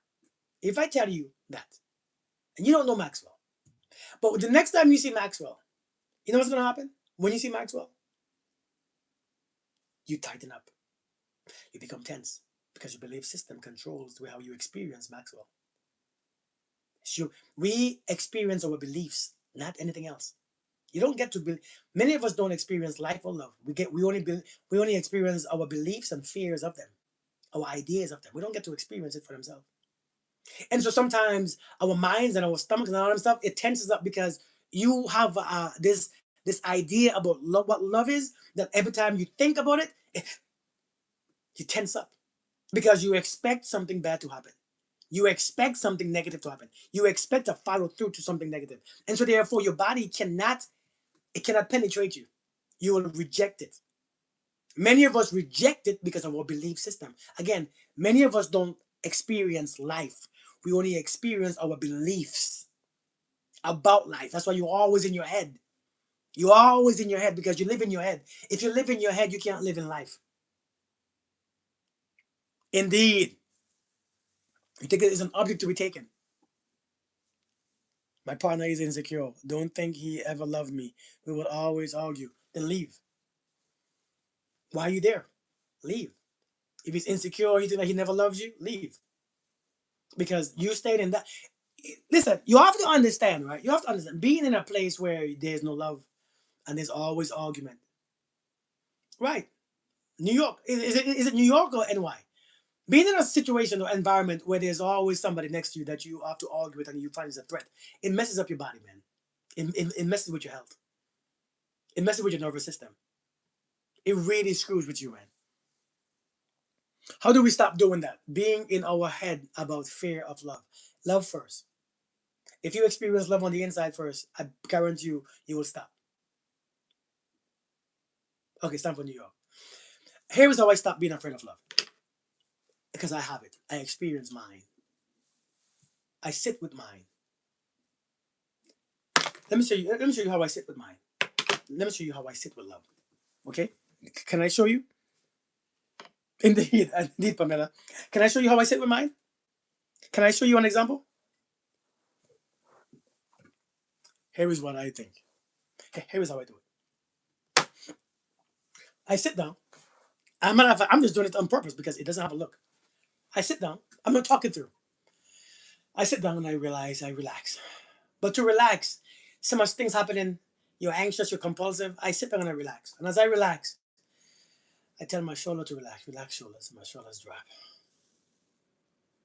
When I tell my shoulders to relax, my breath naturally slows down. Because I'm not doing anything. So I'm coming here to be with me. I'm coming here just to be with me. When I come in this room to do this, I'm going just to be with me. And so I leave everything outside. And so now when I sit here, I'm focused on my breath because it's just my breath that I have. I only have that. All I have is my breath. That's all I have. It's my breath. I don't have anything else. And the breath that I have, it comes and goes. It's not even mine. Do you understand me? This breath, look, watch this. If I hold it in, I die. True or false? The only one thing that I need in life, if I hold it in for too long, I pass out. True or false? Yes or no? Yes or no? Wrong? Yes? You go? Yeah. And so I realized, wait, hold on, this breath has to leave. Damn, the one thing that I need the most has to leave. And since it has to leave, I'm relaxing with it. Seriously, I relax with it. So I said, well, it's not forcing to leave, it's not trying to leave, so let me just relax. Me doing that alone brings a smile to my face. Did you all see it? I wasn't trying. It just happened naturally, right? Look, my breath is it's not mine, and it's okay because I'm not afraid. It's not mine. It belongs to something else. It belongs to God. It belongs to it. As at any moment, it's gone. But I don't think it's going. And even if it does, I could enjoy it now while I have it. And so I sit there and I say, I can't even do it because my mind. I'm actually happy in my mind because that just made me. So as I breathe, I realize, ooh, this breath tastes like chicken. You know what I mean? Tastes like chicken. Whew. And then, hey, go ahead. Neck and shoulders, relax. Because I ain't coming here to be with nobody else outside. I ain't coming here. My kids ain't in here. My wife ain't in here. My job is not in here. If I'm coming here, let me be here by myself. Go ahead. Relax, neck, relax. I breathe in again. Relax, shoulders. My shoulders relax. It drops. I said, oh my God. I'm not rushing to breathe. I'm just taking my time to breathe. I ain't breathing yet. Look, see, I ain't breathing now. I breathe out again. I'm not rushing. I'm not forcing it. I'm still talking because I'm showing you that how long I just stay relaxed and stay breathe out, and the breath is not bothering me. It's not forcing me. Oh my God, my chest is relaxed. As my chest relaxed, I see the peace in my heart. I could see my heart. My heart is beating. My heart is keeping me alive. My heart is just. I see my lungs. I'm imagining these things. Oh my God, my stomach is so beautiful. And so as I bring that attention to my body says, oh my Lord, you are beautiful. Oh my Lord, it's a miracle. See, the miracle is you. You just don't realize it. You just think it's something else. You waiting for the miracle to happen. In this moment, the miracle is me. Because how? What am I connected to? What I have no cords coming out of my body. I have no cords or no lines coming in my body. I don't see any lines. Anybody see any lines connecting me to anything else? No. So I'm like, I'm the miracle because I'm here as an individual body. I'm not tied to any machines, but yet life is happening within me. Oh my Lord. Woo! Hey, Adrian. Greetings, brother. Greetings. You do you get me? And so in as I come to myself and I sit here by myself and nothing else is in, I come to experience love. If I can experience this love, you say my love, but there is no my love. It's the same love that you have. It's not my love, it's just love because I don't have it. It's not mine. I could experience it after all these after all these years of learning your teachings. And that's what I'm talking about. That's what I'm talking about. Hey God's masterpiece, how you doing? And so now, since this love is experienced within me, how can I be afraid to lose it from you? It's not yours, it's mine. Oh, it's not mine, it's yours. It's not, it's for everyone. Right? So I'm not afraid. Right? And so now, when you say you I love you, I'm surprised that you don't. Listen, listen. Check this out right here. Check this right here. Yeah, I didn't take the glasses off, man. Coach Kurt, I had to take it off. When you say, hey, Kirk, I love you. Yeah, of course you do. What? For real? No, you don't. I don't believe you. Why would I believe you? Why would I believe you? Do you teach meditation classes? I do. I do. I do. I do. Why don't I? When you say, "Oh, I just love you," thank you. I love you too. It's written. Yeah, I'm not surprised because I understand love. Because it's my listen. Even if you say I love you, I will never understand what you mean. But when you say I love you, I understand what I mean. Come on now. Come on. You don't understand this. Come on. I mean, we don't. Come on now. This is a clock. What do you call it? The T? Clock it. You know what I mean? I love you right back. But when you listen, if I say I feel sick, you don't know what I mean. Because my feeling sick is not like your feeling sick. True or false? True or false? If I say I don't feel well, you don't know what I mean. You have an idea. Oh, okay, don't feel well. But do you have any idea how I feel? No. So when you say I love you, I know what I mean when I say I love you. Oh, of course. Miranda, you still there? I thought you was gone, girl. I say I love you. I love we, right? I love we. I love us. Because here is why. Here is the thing about love. It's not different from anything else. We just think it's a big deal because you only do it once in a while. See, anything that you do once in a while is a big deal to you. I need that to be. I need you to understand what I just said. Anything that you do once in a while is a big deal. If you eat on your mother's chinas once in a while is a big deal. If you cook turkey once a year is a big deal. Indeed. True or false?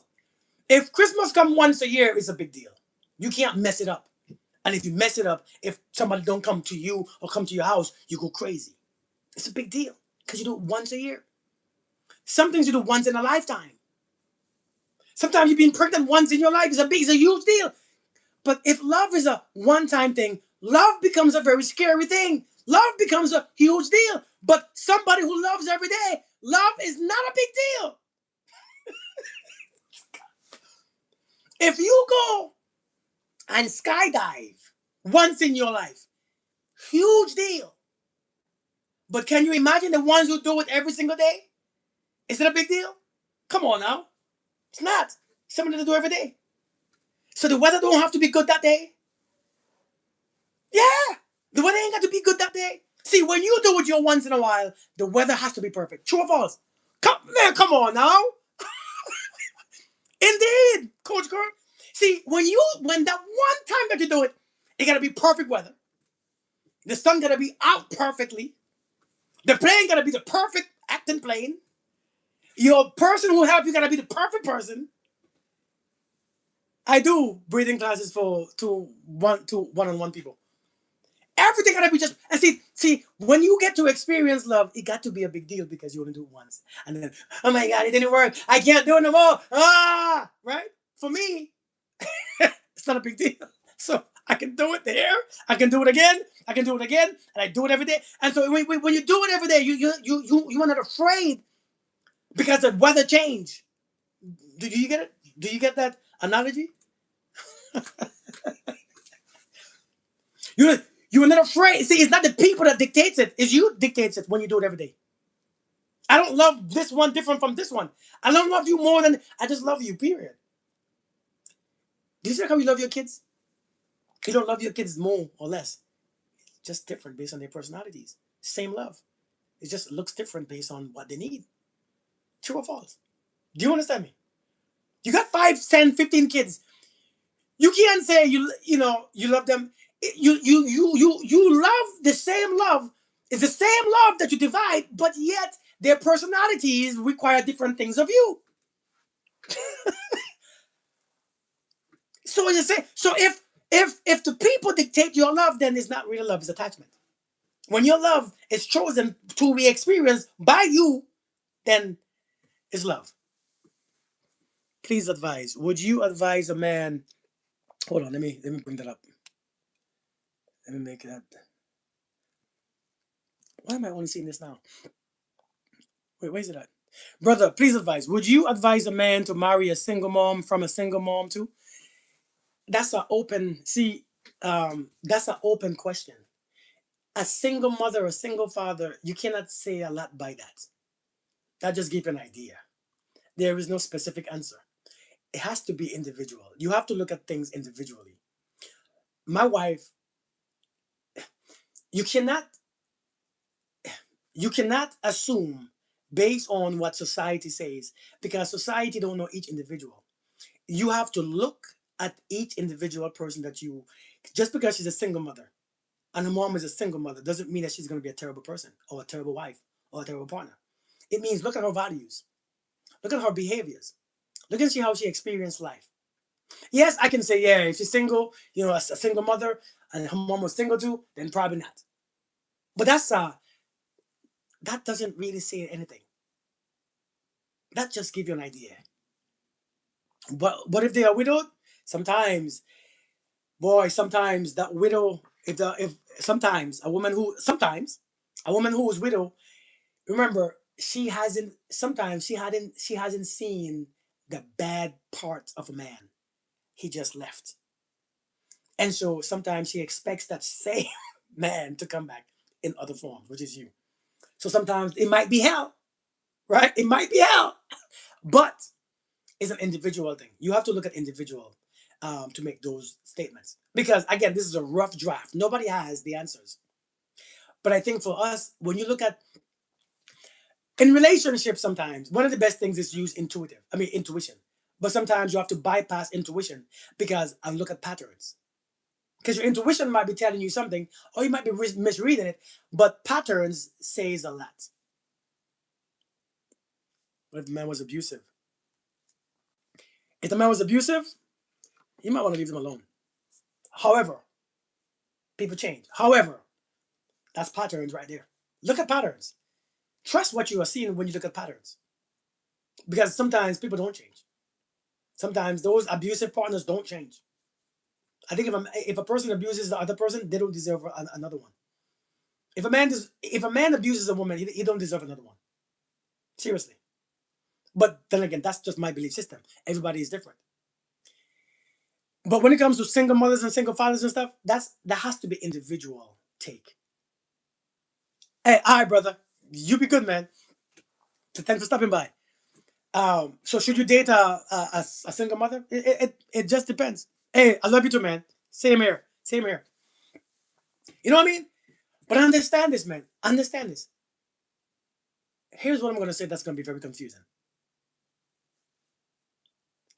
and some of you is not gonna understand what I mean. Stop trying to figure everything out to try to make the right decisions. Learn to live. You can't know somebody until you know them. Sometimes you don't know people until they leave, and you are trying to figure everything out about everybody. You're not gonna figure anything out because you're not gonna figure everything out. You're really not.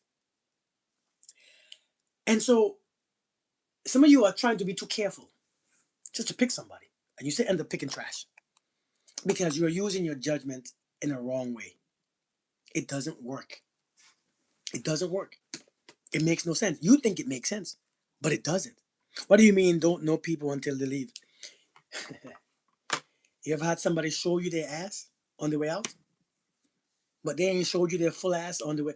You see, maybe the whole relationship they was sagging a bit. You see, like when somebody was sagging, they show this part of their ass. Sometimes when they're walking out, they will show their whole ass.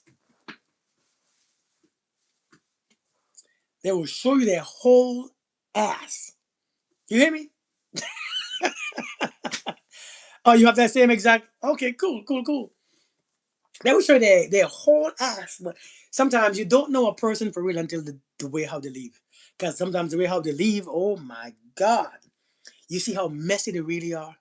You see how evil and vindictive they really are. You see how petty they are. You see how much they talk about you. You will see everything that you gotta see. Some people you will never know them until they leave. And so sometimes you are trying to be too careful to know people. You're not gonna. Here is what you know. When you're trying to know somebody, here is the thing that you gotta look for. When you know in somebody, you don't really know anybody. Let me ask you a question. Do you know an apple? They're absent parents, but all the way they want to be.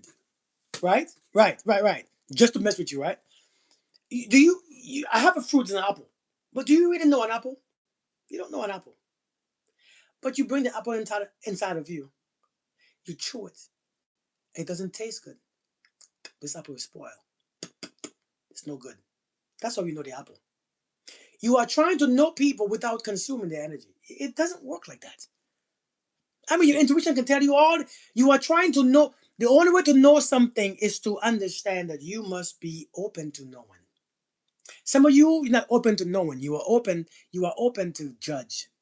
and to be hurt and to be sad. Did the single mother do? I mean, me too. I have to, but all of them is not the same. It's like all men. You see, women have dated men, black men, white men, single men, and they're not the same either. I mean, they're not the same. Everything in it is not the same. It's just you have to learn people individually. But you only to know somebody. Mr. Anthony, how you doing, man? To really know somebody, you have to empty yourself. Anybody understand what I mean?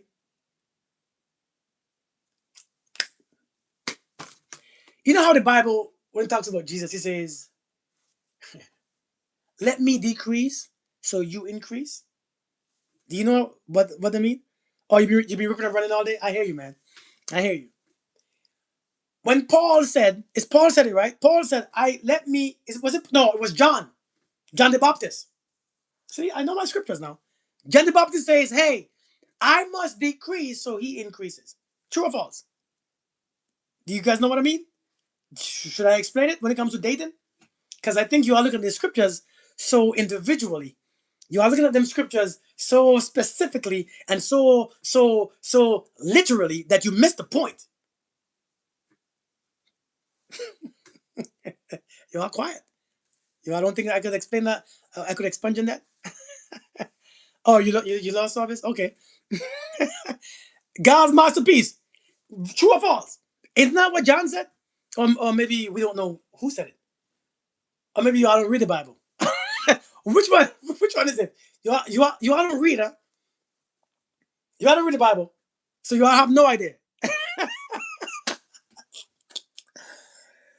To know Jesus, one must decrease as the knowledge and God increase in him. One must decrease. To know something, you must decrease as it is increased within you. Now, let me explain. I use Jesus as an example. John the Baptist. When his when they came to him and said Jesus was baptizing people and doing the things that he was doing, he said, "Hey, listen, I'm not the one. I came to point you to the." Y'all remember that? Y'all making me feel like I'm the Christian. He says, "I'm not the one.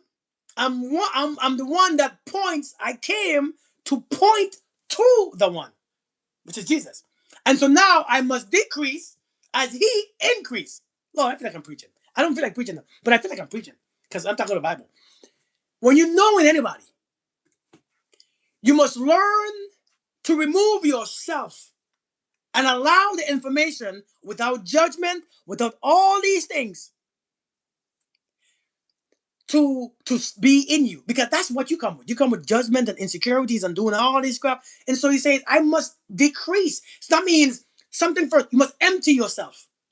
If you want to know me, you empty yourself. Now, let me explain what that means. When you empty yourself, it means you're not coming in with a bunch of feelings, expectations, anger, resentment, past crap. You come in there present. When you are there present, you can be fed. Anything that around you, you can pick up energy. Anything that you touch, you can pick up energy. Because now, since you are not coming, hey Paulina, since you are not coming with your stuff, when you pick up that stuff, you don't know if it's theirs or yours. No, you don't know. I don't know. Is that yours or mine? Is that your resentment or mine? Is that your anger or mine? Is that your crap or mine? It could be yours. And so they could just multiply yours. They could make you see yours. And so when you come there and when you decrease so that they can be increased in you, now you can know who you're messing with because the energy is filling you and it doesn't feel good. It feels off. It feels toxic. It feels scary. It feels this and it feels that. Hey, Lisa, how you doing, Lisa? How you doing, ma'am? And so that's what it means. You must decrease. So when you go on dates, when you're learning somebody, learn to not project yourself so damn much. Learn to decrease. Listen, learn, relax, be present, and allow the information to penetrate you. When the information penetrates you, because one thing about the truth, you don't hear the truth. You feel. Have you ever, when you, somebody say, when you know, when you hear the truth, you don't hear it, you feel it. Do you understand that? Do you know what I'm talking about? For the society as a whole, focus too much on romantic relationship instead of fulfilling. Lisa, you already gave me enough, girl. What's going on? Thank you. But you gave me enough already. Already today. priorities than right, loving, romantic. But I believe that too. I agree. Thank you, Lisa. Thank you again, Lisa. Thank you again. I appreciate you. I forget what I said. What did I say now? Oh, you are saying yes, but I forgot what I said. I hope all is well. Thank you, Ayana. Thank you so much. I hope all is well with you too. Yeah, yeah, yeah. So what I'm saying is that you must learn to decrease. You must learn to remove all that stuff. Yeah. You feel the truth. You don't hear the truth. You know the truth when you feel it. Because your nervous system, your body, your skin, is all connected to truth. The truth is what you experience within you. There's a vibration. It carries a vibration. You feel it. You don't. Yeah. It's passed by words, but sometimes it's not even just words. Good evening, Gigi baby. How we doing? It's not just by words, by actions too. You can see somebody acts of service and actually, is this the truth? So it's not a hear. It's not words. You can always feel the truth, but the truth is a felt. When you decrease yourself, when you meeting somebody, when you knowing somebody, see how when people talk, you want to judge them. Have you ever dated somebody that when you tell them your story, they using judgments and they already stuck up and they're looking at you funny and they because they're all there. They're not really listening to you. They're listening to their own belief systems. Do you understand me? They're not decreasing. They increase so that you can decrease. Some people will some people will increase themselves so that you can decrease, and so they will never have a chance. They would increase as you decrease. And when you're talking to them, right, you don't feel safe telling them stuff, right? Yeah, yeah, superpower. You don't feel safe, and then when they overpower you. That you begin to stutter and you begin to feel funny and you begin to why? Because they increase while you decrease. You see, a person. We all do this. If we are smart, when we are wrong people, we will decrease ourselves. Not do not think I'm saying to belittle ourselves. Do not assume that I'm saying to make ourselves small. That's not what I'm talking about. Come on now, we're grown people. I'm saying remove the judgment and all these insecurities and doubt and this and this and this and just open up. And whatever is the truth will hit you. Indeed, indeed, Jersey, indeed. And so that's what we are doing. Some people will purposefully increase so that you can feel decreased. That's just what it is. And so if you want to know somebody, decrease, decrease, become one with the Holy Divine Spirit. Then the teaching flows in you. Yeah, yeah, yeah. That too. You have to decrease, man. Many of us can't decrease because you're afraid to decrease. You see, many of us, the truth is we don't know how to up and down. We think we are this person, and so we don't know how to.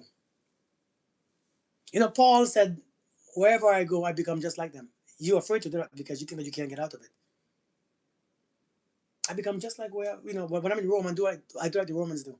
You can't do that because you're stuck in one idea of who you think you are. Indeed, Jesse. We have to learn to flow. We can't be rigid. The rigid person don't get what they want. It will never be good enough. People who are rigid are perfectionists. They call it perfectionists. It's not perfectionist. You abuse yourself. You see, I was talking to this lady and she told me she's a perfectionist. I said, you're not a perfectionist. You abuse yourself. You call it perfectionist. Nothing is good enough. You beat yourself up. You abuse yourself. It's called domestication. Don't get to know people because we're trying to control. Indeed, Adrian, facts. It's like it's like removing ego because the ego is the identity. The ego is a lie. Feel it. Indeed, just this. When you decrease, you feel the energy. Yeah, yeah, yeah, yeah. Many of us abuse ourselves because you had somebody in your life who was hard on you, right?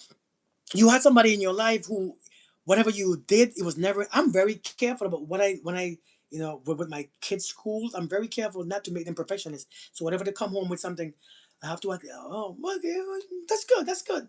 But next time, remember, you got to do because I don't want to raise perfectionists because that is not a good thing. We think it's a good thing because many people get exactly what they want and they still ain't free. They still ain't happy. Those things are things that they challenge themselves with. Now they win the challenge and they still feel empty. Perfectionists don't get to be in a happy place. All these perfectionists do is they try to go hard and abuse themselves to overthink. They can't sit still. They can't let things be as they are. So they have to force and force and force and force because somebody was doing that to them. Their parents was whooping their butts. The parents was always, this not good enough, this not good enough. And so now they hear their parents' voice in their head. They have become domesticated. So when they do something, even if their parents are gone, they still hear their parents' voice. And so that's what all these things are. Understand. That's why many of us, we can't even live the fact that our relationships fail. People, cause we don't want to look bad. Right? Right? That's what many of us, we can't deal with a failed relationship. Many of us are many of us become unavailable because we cannot take rejection. Oh, somebody reject you once and oh my lord. I asked my daughter what she thinks to her work before I answer. So she learns, hold on to me. She learned to trust her own opinion. Facts. Man, listen, hey, Miranda, I don't think I'm a good parent, but when I tell you I'm very careful about what I do and what I say to these little people, these little bad kids. I mean, I'm just joking. It ain't bad, but I'm very careful, man. I'm very because I know this society is sensitive, especially with all the preachings and all the expectations and what the people take. I want to make sure I'm doing it right, so I'm very careful not to make them anything different. Yeah, man, you got to. But I'm saying, man, we have to be careful. We have to be careful. Listen, my point to you, and I'm gonna go in a minute. My point to you, man. My point to you. If you if you are available, you will meet people who are available. You will meet them. They'll be right there. Auntie B, how you doing? Right? I know, right, Miranda? If you are open, you'll be available. The reason why you can't meet available people is because you're stuck in your head. Somebody asked me, "How do you stop overthinking?" Is that what somebody is that what somebody asked me? How do you stop overthinking? Asked me that earlier. Did I miss your questions? What question did I miss? If I missed your question, go ahead and ask me now because I totally forgot. I don't see certain things because when I read questions, it messes up my train of thought. My train of thought. So that's why sometimes I didn't answer your question because balance is necessary. Indeed, indeed, Carden. Um, so I know I missed some questions. I saw some questions. I just forgot what they were. My memory is not like yours. My memory don't work the same as yours. I don't try to remember things. All right, I don't try to remember things. If I forget, I forgot. I don't try to force it. I don't force my memory. I don't force nothing. I don't force crap. I don't force friendships, relationships, ponytails, memory to remember. What was it again? I forgot. If I don't get it, I just don't get it. I ain't about to become sick because I forgot. And that's how it is. Um, how do you get out of your head? Is what somebody asked me. Ponytails, right? How do you live outside of you? Listen, the reason why we live in our head sometimes, the reason why you can't let people be, is because you have all your values and your belief system in your head. Okay, right? You had all these belief and things in your head, and now that you have all them things in your head, you don't live life. You live your religion, you live your beliefs, you live your ideas, you live what you think that you should live. And so, no matter what life gives you, you don't see it. You fight it. Many of us will fight life instead of live life. We fight life. Life is telling us, you know how many things life has given us. Life has given you knowledge of nothing lasts forever. Life has given you knowledge what men are, what women are. You have the life. You have, but it's in your mind. That's not a real man. That's not a real. What kind of man is it? Have you ever seen a fake man walking around? Life has shown you what men are, what women are, what parents are. That's not what you want. You want the one that you fixated with in your head. And so you cannot accept life as it is. You want the one that's in your ridiculous head that you read in a storybook or in 50 Shades of Grey.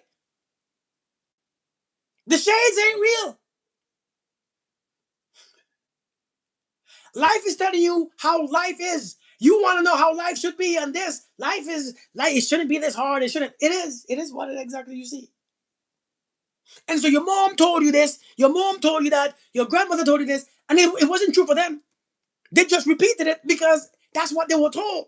And even though they never experienced that, They still told it to you, and you took that and you run with it, and now you 40, 50 years old, still have it, even though it's not true. Look at life. Look at your body. Look at your life. Look at your relationships. That's true. Look at how you look. That's a fact. Look, look, look. Look at your bank account. It's real. Can it be changed? Yes. But dang, I had a dream last night with a person I have known for many years, and he said I'm his girlfriend now, and I was in my soft girl element after many years. Ooh, well, you might have a relationship that you don't know of. Breakthrough. You might have you might have a boyfriend. I said, don't look their bank account. But I'm telling you, man, we have to look at life. And when we look at life, let's fix life. Don't fix the image in our heads, because the image in your head sometimes them things are not even real. It's not even your images. It's somebody put them there. It's what you was told. When I put images in my head, is I put them there intentionally. The images that you know what images are in our heads, especially in the Western part, religion. This religion nonsense, and let me not say nonsense. Religion are stuck. Everybody, God's gonna do what? What? Tell me what you're gonna do. Tell me what you're gonna do. Who told you that? Who taught you that? Who told you that nonsense? God is gonna go ahead. God's gonna send me a man. Go ahead. Tell me what it is. Point to him. Point. Point to the man. And I don't. I just. I know him when he comes. Yeah, you know your feelings when it comes. You know your trauma. You know your insecurities and your doubt. You don't know anything when anything comes. See, a matter of fact, one of the biggest reasons why we pick shit is because we think that we know when it comes, it will know it. No, you don't. Because you have to experience it. You have to live with it. You have to see it. Listen, you think that you know it when it. I've heard people say, when he comes, I'll know. No, you won't. No, what the hell you won't? No, you won't. Especially, especially if you have all this fear in your mind, insecurities, and doubt, you will never know anything. Because when you have that stuff in you, no matter if somebody is the right one for you, they cannot be. You will reject them because you reject. That's what you do. When you think he may be a diamond, you're gonna just might. Indeed, possibility and authority to choose. Indeed, he does. But we keep choosing the same crap over and over and over and over and over again. We keep choosing crap. We keep choosing the crap that stimulates us. Because the average person wants to be stimulated. The average person cannot. Let me tell you this. I just showed you guys what I did. Right? I just showed you guys what I did, right? I just showed you guys what I did. Somebody said, how do you experience love? I come in here, I walk around, I sit down and I experience my own experience, my own pleasant feeling, my own relaxation, my own thoughts, my own mind, my own feelings, my own reality, my own beliefs. I experience that. I experience my own images. I put my own images there, and I love based on the images. Love comes. Love is experienced. Love is recognized. Let me say recognized. It's based on what I'm experiencing. Love is recognized faster. And so when I come and sit down in this, love is experienced. Many of us, you could only experience pain because pain is not on your mind. You experience suffering because suffering is on your mind. Wait, Super, are you still there? And so many times we will never know.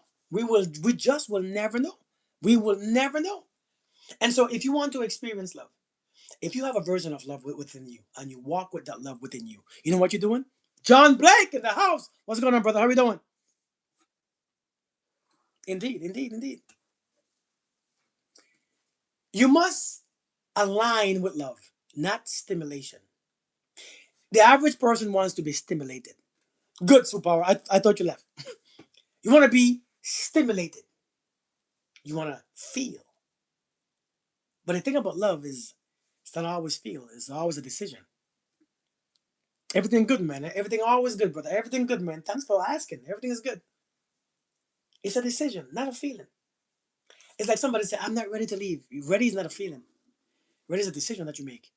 If ready becomes a feeling, can you imagine? I'm not ready to love. Okay, go ahead. I'm not ready to date. I'm not ready to. If you're waiting for a feeling, it is wrong. I promise you. Because ready is not. I hear so many people say, I'm not ready. I'm not ready to. I'm not ready to love again. You are ready. Especially when you don't feel like you're ready. It's when you're ready the most. It's when you need it the most. Because one thing about love, boy, love is not something to have when it's good. When everything is going good. Oh, have you ever been through hell and somebody came there and said, "Oh, I love you because and help you and give you"? Have you ever experienced when you was at your lowest, somebody come and whole different experience? But when you at your best and somebody come and give you love, you don't even want it. I'm good. Mm-mm. I don't trust you. You were waiting for you to be ready and for you to feel good and it doesn't work. Come on now, you all don't want to. You all don't feel me. I get it. You all ain't feeling me because we don't understand. See, some of you wait until you feel the best to love yourself. Some of you be feeling until Chastity. You be dressed up all cute and your makeup on and your lips are shiny like you just ate some chicken with some juice lip. With some chicken with some oil from fried chicken from KFC and your lips are wet and you just walking your skirt and your short. Hey, Mercedes, you have nice little dress. Your legs are popping, and you're strolling, and that's when you love.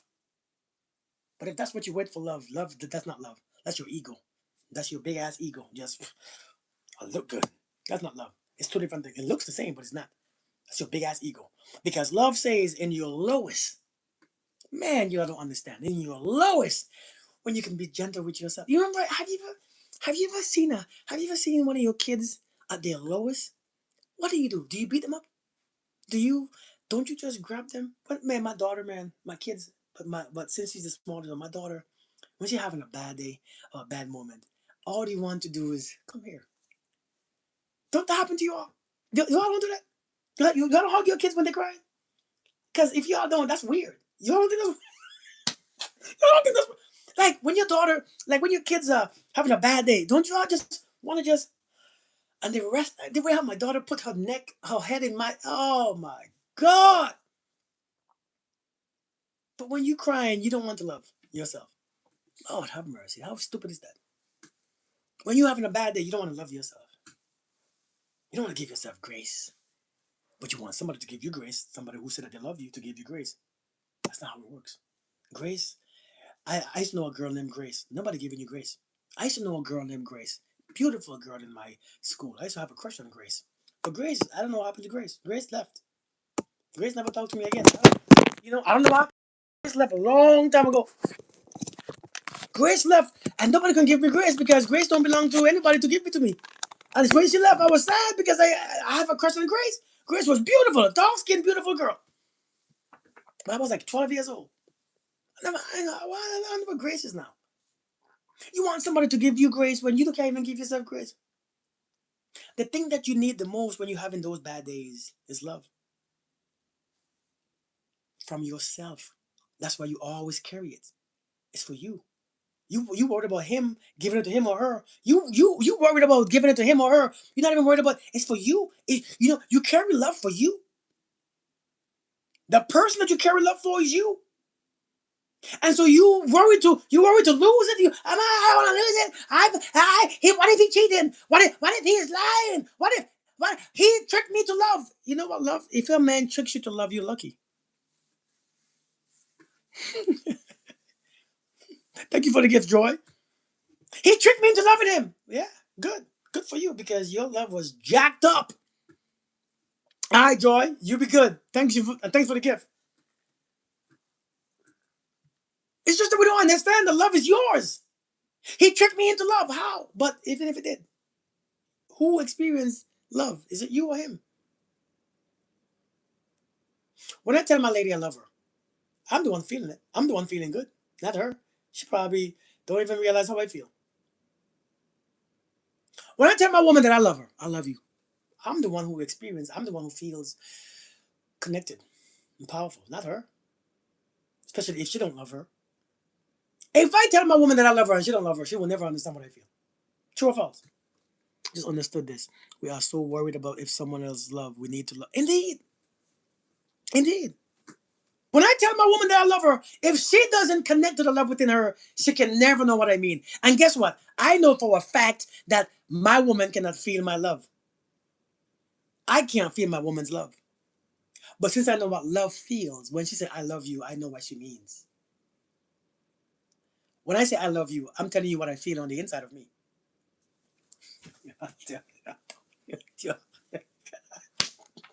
You already know how. Simply means they are not really a loving person personally. No, I'm talking about if you talking about they tricked me into loving me. No, I love them. Well, at least you have loving. You don't love people, and and you do.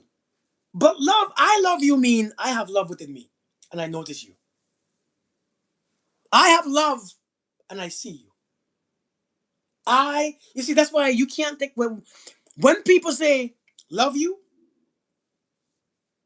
Have somebody ever tell you, hey, you gotta love you first, love you. When people say love you, it doesn't mean really anything. Love you, well, that means love you. Like do you? I can't say I do you. I mean, especially except if we intimate. Yeah, I'm doing you. I mean, that type of stuff. So love you means yeah, love you. But when I use I'm owning it. I am. I love. I want. I. I feel. It's different. That means the love is within me. I. Me. I am. In. I love. It means I experience love within me when I see you. But I'm the one who experience. Listen, if I eat, if I eat, and I say I am full, who's full, me or you? I am. I'm the one who experienced it. You know what I ate. You can see what I ate all day. See what I'm saying? You can see what I ate, but you don't know how I feel until you ate, and it. Sometimes we could eat the same food and give us two different experiences. True or false? We can eat the same food and give us two different experiences. We can grow up in the same house and we look at our parents differently. True or false? We can grow up in the same house, share the same room, and we still have two distinctive or different versions of life. True or false? Man! Because why? Even if we eat the same food, it doesn't mean the same thing. It doesn't mean that we feel or we like it the same way. It really doesn't. But I love you. Yeah, bro. What's going on, bro? How you doing? I'm telling you. And so now, if I say I love you, it's for me it's for me telling you, hey, what's going on within me is love. And when you are there, I notice it even more. Does that make sense? When I talk to you, I notice my love even more. See, nobody ever explained this. When I see you, I notice because it's always there. But when I see you, oh, I remember it. You see like how you forget to breathe until you realize that you are breathing? Do you know that you don't really notice that you are breathing until you meditate and say, okay, let me become mindful of. Do you understand what I'm saying? Do you understand what I'm saying? No, I think that makes sense. I think that's a very good analogy. That if you think about it, it makes sense. You breathe in all day, but until you say, hey, if I say let's meditate, you're like, okay, I'm ready. Now you F it up because now you are doing it intentionally. Now you F it up. I can't do it. It's so hard. I can't. How do I? Because now you effing it up. Because now you're trying to do it. See, love is there. You just effing it up because you're trying to control it. True, true or false? I can't admit it. You can't. You do it all the time. You do it all the time. You just can't do it because you are trying to do it. Hey, much love, beauty. How you doing? I'm telling you, that's how it works. And so love is there, but when somebody comes that you want to control, you screw it up because you're trying to put control into it. And barriers and rules. And now you screw it up. Oh, here we go. I don't love you no more. Because you remind me not to love when I see you. Hey, Mercedes. I'm telling you. No, I reminded not to love. Oh, here we go. I don't love you no more. Love is always there. But sometimes when I see you, I'm aware of it. Oh, see what? See, my breath is always there, but when I meditate, I'm aware of it. Ain't that the best thing I ever said? Why did I think that that's the best thing I ever said? You all don't feel me? I think that's the best thing. I think that's the most profound thing that I've ever said. I, to me, anyways. I've tried to control men in my past to keep them. Yeah, it doesn't work. Thank you, Sonia. And so I get it.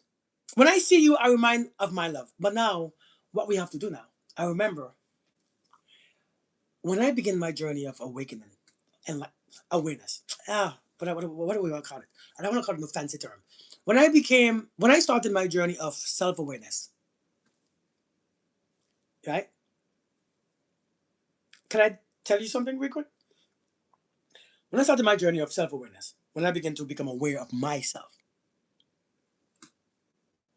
child two, I got you. Give me a second. Miranda, can you pin that again for me? That helped me stop overthinking. When I started my journey of self awareness, I realized I wanted to be at peace and breathe properly. But my body wasn't used to it. It wasn't a thing that I practice on a regular basis. And so I had to set my alarm clock. I had to set my alarm every hour on the hour. And when the alarm goes off, I had to, it goes bing, bing, bing, bing, bing. And that reminds me to, hey, relax, breathe. We use people for the same reason. And so we have people in our lives that we use for the same reason. Every time you see them, oh, I love you. Every time we hear their voice, hey, hey, baby. Oh my God, I love you. Because it's a reminder, right? Because we are so out of focus all day. Because it's not something that we do intentionally. Do you get what I'm saying? Very. I don't know if I'm going. I don't know if I'm making sense or not to you. Am I making sense to you? Because I don't want to confuse you. All right, Ro, you be easy. Good to see you. Okay, so you get what I'm saying. And so every time you see them, every time you hear them, every time you sleep with them, oh my God, you remind of love. I have to set my alarm for every hour to feel peace and to be free. Right? Every hour I have to set my alarm so I can because I was at work, I was doing things, I was in the moods, I was in emotions, and that thing beep beep beep beep. And so now I did it so many times that I begin to not need the clock to experience my presence. I did it so often. I did it so often with the clock so that now my body you start to function with the clock internally. And so as I do it every hour, my body get used to it because you put yourself on a time. And then now it stays longer. You see where the attention lasted for 10 seconds, as you practice every day, it lasts for 20 seconds. Yeah, then lasts for 1 minute. Because as you become more aware, it lasts longer. And as I go, it lasts for a day. I can stay calm for a day. Because I practice and practice and practice. Yeah, because you see, you give yourself energy, negative energy, anger so often that you have to remind yourself, hey, you are so used to it. And then you give yourself that every day. So your body goes in those energies every day. If you drive in traffic every day at 5 o'clock and you drive home and you're in an attitude every day because it's traffic, you're annoyed. On Saturdays at the same time, I promise you, you will be annoyed. Even if you somewhere else, you will be annoyed because your body is set up to function the same way. Do we know this? Do we understand this? Your body is if you get hungry every day and you eat twice a day, you will set up your body to eat and to be hungry twice a day. You all don't know that. This is how the body works. Right? If you only eat twice or once a day, you would only become hungry once a day. And somebody who eats 6 times a day, they're hungry 6 times a day. And you're like, how do you eat so much? Because you set your body up. Your body is on a time. Hey, fancy face, your body is timed. We all are. Yeah, like you, Susan. eating 5, 6 times a day.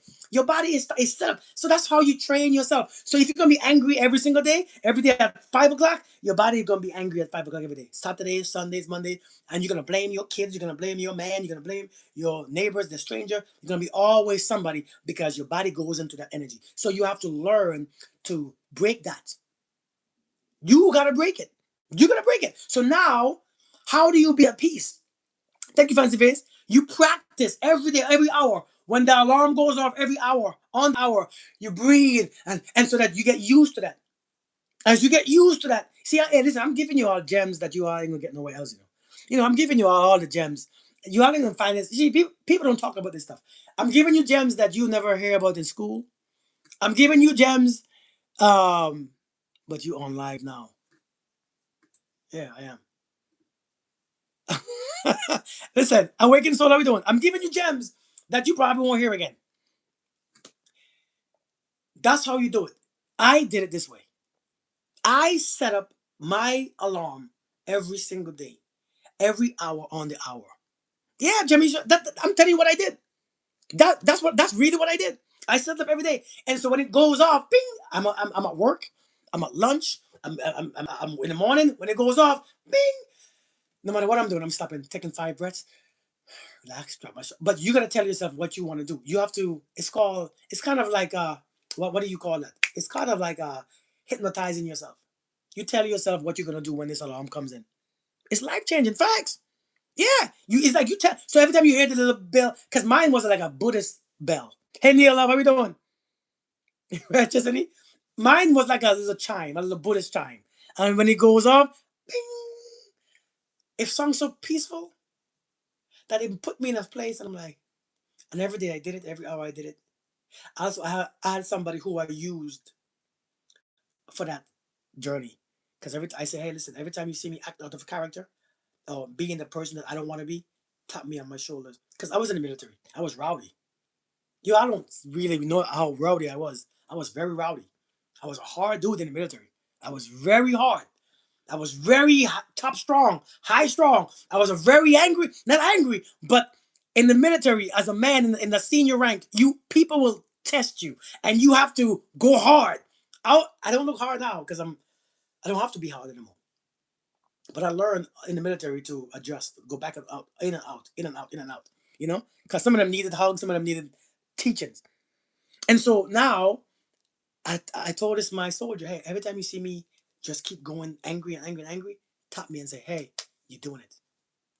And a couple times I'm in a deep, I'm in a deep rage, and he would tap me. I'm like, what? And he was like, you're doing it. Thank you. Thank you. And I go away, I walk away, and thank you. Because I needed it. We're not islands. We're not here to be islands. We're here to be effective. We need people. You all think that you all don't. You really do. You all don't feel me, huh?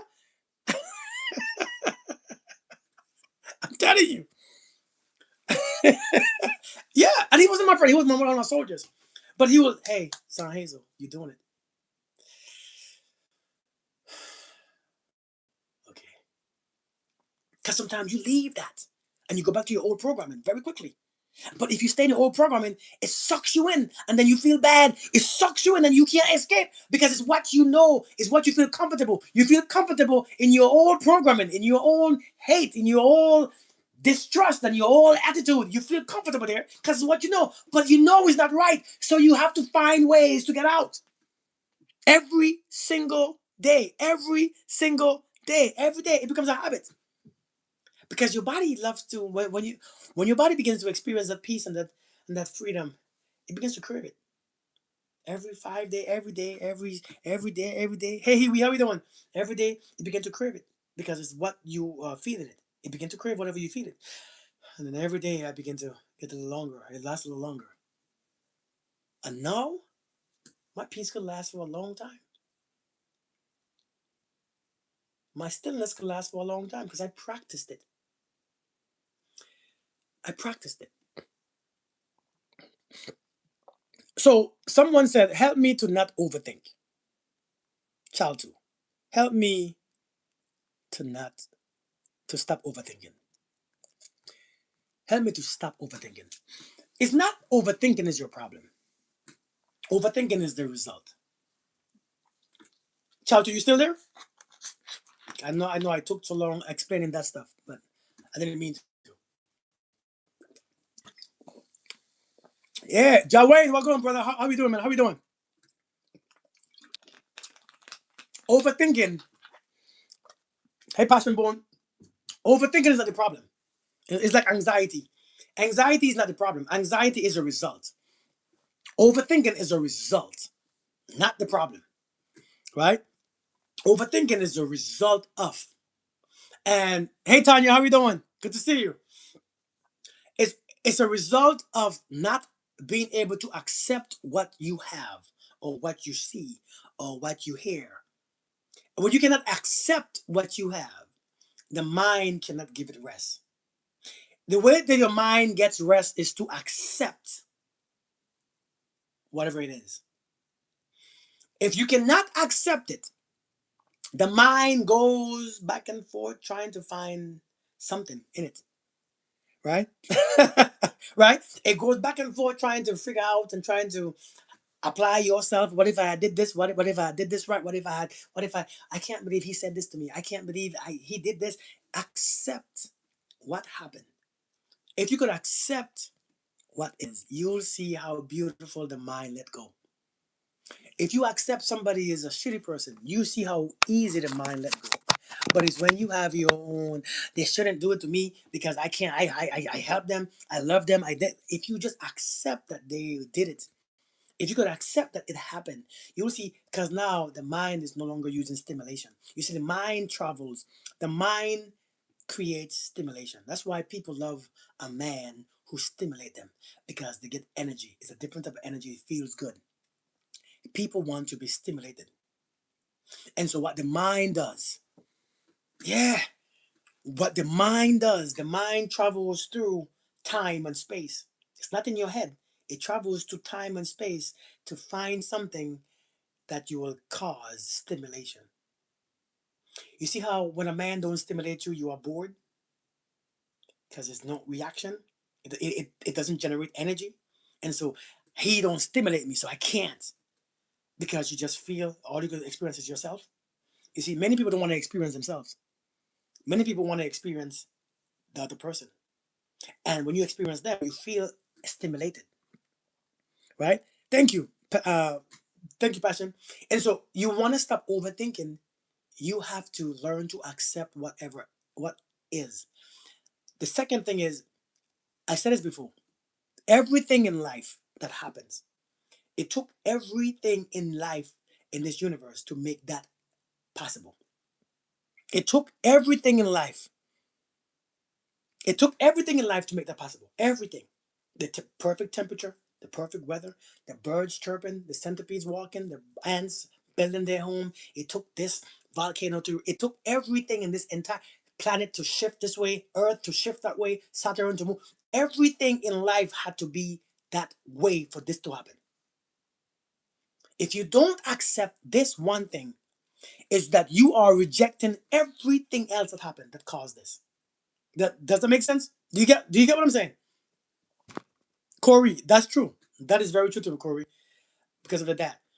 Everything happens as one. The universe is only one being. The universe is one being. One. That's what it's called uni. Uni means one. Verse, verse means song. One song that everybody has their part in. Every creation has their part in that one song. And everybody must play their part so that the song can be what it is. Does that make sense? Everyone. Hey, Imani, how you doing? It's good to see you. It's good that you're seeing me. I hope that you are doing amazing. So it took everything in the universe to come together to make this one beautiful. It's like a choir. They have the tenors, the altos, the sopranos, and the other people. And when they say oh at the same time, and with that, it just makes one beautiful song. The universe is the same way. One. One God, one Spirit, one baptism, one. You see that? You see how that come together now? You see how they come together? Thank you, thank you. You see, like, one baptism, one God, one Lord, one Savior. It's only one. Oh, see, I just said Jesus and this thing just dropped down. You see, boy, I'm telling you, something is in here trying to stop my message. I don't know what it is, but it ain't bothering me. But it's one. It's just one. And so when you fight that one thing, thank you, Tanya. Thank you so much. When you try to resist this one thing, you resist everything. And when you try to resist everything, you can't sleep. It's too much. You can't function properly. It's too much. Because if you fight one, you have to fight all. So learn to accept what is. When you learn to accept what is, you're not gonna be overthink. Your mind is gonna accept. Your mind is gonna move on to the next. The second part is your intuition. The reason why we overthink oftentimes is because when our intuition is speaking to us, you don't like what it's saying because your external world, you don't like the idea. Leave him. I think you should leave him. When you mean leave him, what do you mean like leave him for like a day, for like an hour, like because I mean that's all I got, and he's good to me sometimes. So I don't know why I have this feeling saying leave him because I don't think it's right because leaving him, but if I leave him, what am I gonna do? I mean, I can't just leave because I like him. I like him a lot. I love him. I love him. So I mean, but because what if I leave him and he has somebody else and oh my God, I can't. But maybe I should because I know he did. I know he did me wrong. You know, I know he did me wrong. You know, and so you go to bed and you still can't accept that your intuition is telling you the truth. So you're like, oh my God, but I can't believe. Oh my truth. But if I leave him, my life is gonna change, and I can't even sleep because this is so annoying. Because oh my God, ah, again I have to go to work in 3 hours. I got 2 hours and 56 minutes. Oh my God, I got 1 hour and 38 minutes. Let me go try and get some sleep. You think I should leave him for real? But if I leave him, what's gonna happen? I don't. Intuition. Your intuition will stop you. It will make you overthink. When your intuition is telling you something, it doesn't listen. I don't care what you say afterwards. You can't argue with your intuition. And that's what people do. They're trying to argue with their intuition. They're trying to make the intuition and the reality come together. You can't. It's two different entities, two different parts of you. One is facts. The other one is something else that you want to work that ain't working. And so many people, the reason why we overthink is because you want your intuition to come with your life that you are living and it's not coming together. And so, of course, the mind has to find a way. The mind will try to find a way to make it make sense, but it can't. So you stay overthinking. Distorting of reality. Indeed. Does that make sense? And so those are the major reasons. Not accepting, because you can't accept it, or you fighting your intuition. Blessings, Sheila. How are you doing? Overthinking is not the problem. Not accepting is. Overthinking is not the problem. It's the result. It's the end result. When you learn to accept life as it is, you see how beautiful it is. But if you can't accept it for what it is, you only see how ugly your thoughts are. You learn to accept life for what it is, you see how beautiful life is. You can't accept how what life is, you see how ugly your thoughts really are. That's why you can't sleep. That's why you can't rest. That's why you can't sit still. That's why you can't be present. Because your thoughts will rob you from every single thing. Overthinking, you cannot be present. You can't see what somebody is meaning. You can't see what somebody's intentions are. You can't see what love is because you are overthinking everything. I seen somebody said you can't question somebody who overthink about loving you. No, yes you can. It makes sense. Well, that they thought about loving you. They thought about the question that they, and so then when that overthinker said they love you, it could be true. Overthinkers usually resist. When you resist, you think it's love because you are resisting. When you're resisting, everything expands. Whenever the feelings expand, when the feelings expand, now you can't not think about them. Now you think about them all the time because you are resisting that. I met this guy. He broke. He met this girl. He was with this girl, and he inboxed me. He said, "Kirk, I need some help." I said, What's up?" He said, "Man, I have this girlfriend, and but I did something stupid, and now she left, and I can't stop thinking about her." Yeah, I know. She said, "How do you fix that?" I said, "You can't. You just said you are resisting it because now you have no control." But I think I loved her. But if you loved her, you probably wouldn't do what you did. You was ignoring her or neglecting her. So if you loved her, you wouldn't. But now that you don't have her no more, you can't help but think about her because now you are resisting. And the more you resist is the more you think that you love her because now the situation expands. And as it expands, all your thoughts and your feelings is going to the same direction. You don't love her. You are overthinking about what you did. Understand is a difference.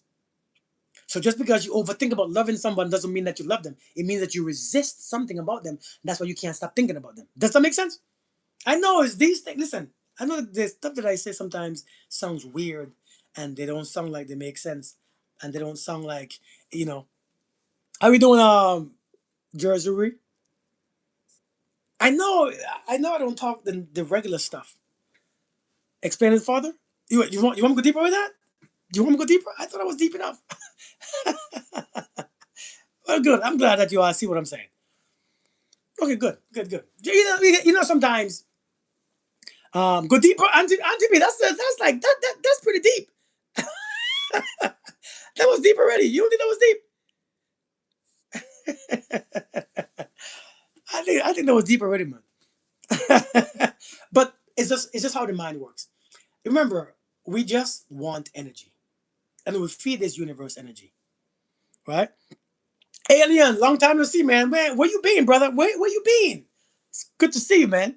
It's good to see you. You like this conversation, Chesney? Me too. I actually like these conversations too because it makes you look a little deeper within yourself. It makes you see yourself a bit more clearly. It makes you question yourself. It makes you question what you think that you know. Because a lot of us, we don't know anything. I don't know anything either. But it makes you question what you think that you believe. The purpose of life is not to believe, but to know. Stop believing stuff. Know stuff. You only know when you experience stuff. Not to believe. To have beliefs, religious belief, and all these beliefs is useless. Because when what comes with those beliefs is a bunch of doubt. You will never know. To believe and to know is so different. You know what I mean? Yeah. To believe and to know is so that's why, hey, what do you believe in? What do I know? I don't know anything. Somebody told me a story when I came here. You know how many stories you were told? Yeah, make sure you something. We came here. They told us a story. We took the story to heart. We believe in it. Now here we are. Life's terrible. I can't leave because my beliefs. Whoops, so ass. You hear me? Hey, listen. You came on this beautiful planet. Here you are as a baby. You didn't come here for no issue. You just came here because it was your turn, right? For real. You came here. You were bam. Wah. You came here to experience this life. But here somebody comes giving you a story, and the story sounds so good. You listening to the stories, and I ain't talking about just what you think I'm talking about. I'm just talking about stories. Period. Religious stories, God stories, devil stories. It's fascinating, though. And so now here you are in your life. You can't do what you need to do because you worried about sinning. You worried about maybe what if I go to hell? You worried about, well, God don't want me to get divorced but I'd be unhappy for 10 years, but God don't. And so you worried about the story. And now here you are. You can't live life. You can't be free. Talk about more different times for us to truly catch the concept. More different. You said different times. Like what? Like what do you mean different times? I don't agree with that. There are horrific things happening. We should be stopping injustice, not pretending like nothing. We should be stopping people from getting harmed or mistreated. We shouldn't feel blessed or lucky that harm didn't come to us. You should be stopping it not existing, should feel uncomfortable. The amount of horror is happening here. You know, in this life, people are gonna do what they do, right? I didn't mention nothing about injustice. I didn't mention nothing about not happening. I didn't mention nothing about that. I'm just talking about you can't stop what you can't stop. Because if you can stop it, you would stop it already. If you believe that so strongly, you would have stopped it already, right? You would have stopped it already. So if you can stop it, go stop it. If you can solve world hunger, go stop it. If you can solve all those things, go solve them. Do you see what I'm saying? If you can stop that, but I think we have the idea. We have the idea, and this might sound even worse because this might sound bad. We have the idea that this world is supposed to be beautiful. That's, we don't know how beautiful it's supposed to be. We didn't make it. I don't know the purpose of it. We have no idea what it's supposed to be. But we have an idea. We have a dream of this universe and of this world. And I get it. If that's your dream, live your dream. It's a beautiful dream. But understand, life is not what you life of this universe is not yours. You don't get to control it. Because why the creator can't do it himself if it was supposed to be done? You go out there in the wilderness and you see animals tearing each other up. Sometimes, man, the other day I watched this lion tore this little thing up in pieces, and I'm like, damn, that's. But is it wickedness? Now I'm not saying that what's happening is not wickedness. That's not what I'm saying. But I'm saying if that is your dream, if we have those dreams, I get it. Because I think everybody here different is for different reasons. Right? I think you do one thing, you do something else, but the things that you do, you go do it. The things that you feel strongly about, you go do that. This is what I'm saying. The things that you enjoy, you go do that. Because it's not just one thing happening, it's a whole bunch. People are starving, people are poor, people are this, people are getting murdered. It's a whole thing. So we all have to separate and do different things. So if that's your part in this planet, go do your part. You gotta do your part. But don't tell me I gotta do your part. Because we don't know what our parts are. That's all I'm saying. I'm not disagreeing, but I'm saying go do your part. Everybody's not here to preach or to this or to that. Some people are here to be ridiculous. Man, this thing keep falling. I don't know what's going on with this.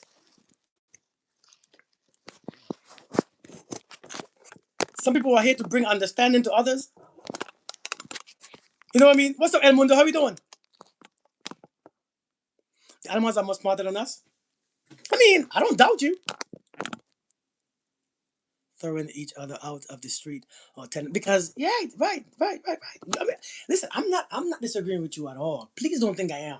Please don't think I am. I'm not disagreeing with you, but it's different instinct. I think human beings evolve. We evolve into see. If we evolve into this being, we're just like animals. We're not no different from animals. It's just that we look different as far as humans. We're the same thing. We do what animals do. If you look at our society and our people, we do the same crap animals do. We hump on each other like animals. We hurt each other. We eat each other like animals. We do the same thing. It's just that we are an evolved, as far as evolution, we became human. We didn't become civilized like we think we are. That's why we assume men shouldn't do this and men shouldn't do that and women should be like this. No, we shouldn't. We think that we have reached some. We haven't reached anywhere yet. It's a lot of crap happening. There's a whole lot of crap happening that we think. See, many of us we really believe in our hearts that in 6 days the world was created. We really believe that too. Food comes out of it for free money has to be made, which means you don't need to exist. Wait, what did I just say? Totally forgot what I just said. Listen, this this entire live was about because I don't want to delve into that stuff because that's not what I came on this live for. Let me stick on topic. The next time when I get into that other live, let me talk about that. But I think we have different systems. Yeah, right. That's like, man, Stephanie, you on it, huh? You on it. You know, see, I don't remember. I don't remember what I be saying sometimes. Um, a lot of us believe that the world was created in 6 days, and we think that we were created as man and woman. And so we have this idea that men should be this, women should be that. But in all reality, we've been here for thousands of years and we ain't got it yet because it's not true. It's not true. There's still suffering. Suffering is not going to stop. Pain ain't going to stop. Murders ain't going to stop. We are the very destructive beings because we don't know yet. We haven't evolved yet. And when we get to that evolution, we will destroy ourselves again. It has to be, listen, the law of self destruction is real. We have to be destroyed. Everything on it, that we have to be destroyed. And so that's a part of life. We will be destroyed soon too. We're not going to be here. You all just think that God made man in his image like this. Notice that he never says in his image as far as what image is God. He don't have one. So how were we made? Like this? No. We came to this after years and years and millions of years. However, that's not what everybody believes. And I get it. Thank you, Lisa. But I'm telling you, we are just like the lions and the tigers. We ain't no different. We we tear each other up. We abuse each other. We bite each other. We fight. Look at we have animal instinct. We are animals, just like them. You see a woman who walk in the street, you want to touch her, you want to do all things to her because they're right. They are still animals out there. We not. Listen, since the beginning of time, God said, I'm gonna make these people. I'm gonna make these people right here. I'm gonna make these people. I'm gonna make this world. Shoot, let me destroy it. Let me destroy it because this shit ain't working. Let me destroy this stuff. Let me destroy it because this ain't working. Let me flood this whole place. You know what? I'm done with these people. Because why? Because it just that's just what it is. That's what it is. That's what it is. That's what it's gonna be. It's just that you have a dream that something is real and God is real and so you play some things in this equation that you can't figure it out yet. And so it's bothering your mind. But in all reality, this is gonna be what it is. Yeah, you want to believe the best things, and that's fine. Yeah. But I'm telling you, listen, I'm not here to preach you this message of hope and faith. That's not what I'm doing. That's not my purpose here. That's not what I'm on this platform for. I'm not teaching you. I'm not a pastor. I'm not a minister. I don't it's a lot of things I don't believe in that you believe in. That's not my my goal here is not to teach you about all them things. My goal here is to give you the reality. It's the reality. And as a man who been to combat myself, I've seen some of the worst situations. I have seen some of the worst evilest things I've ever in my life. I have seen some of the most evilest things I've ever. People can be like that. Yeah, Miranda. But you know what I mean? I'm like, people can do. When I went to combat in Iraq, I'm like, people can do this. God, like Jesus.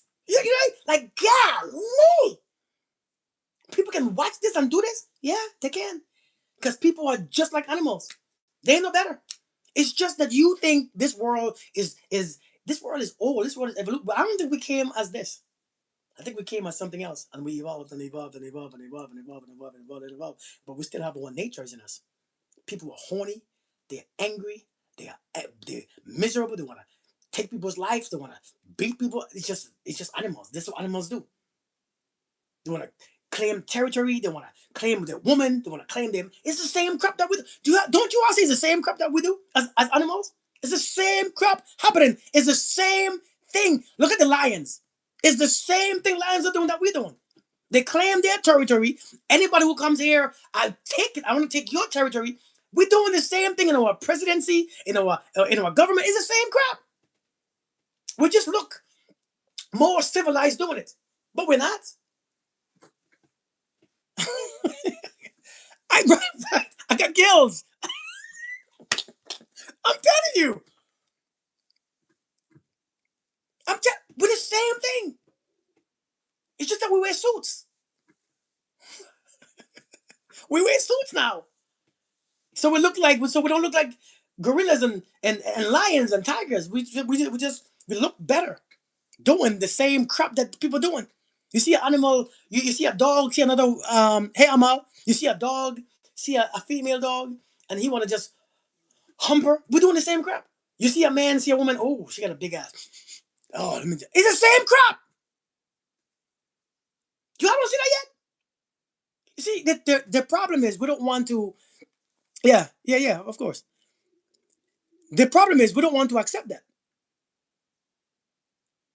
We don't want we want to accept this idea. Yeah. Hey, Miranda, what's up? Hey, well, I'm gonna help you explain this a little bit because it's like that chick on YouTube with the stuff that she was saying. It's like everything's supposed to be horrible. Everything's supposed to be rough. No, it ain't. It can be. Is there going to be perfect days? No. Are there going to be shitty ones? Of course. We've all had them.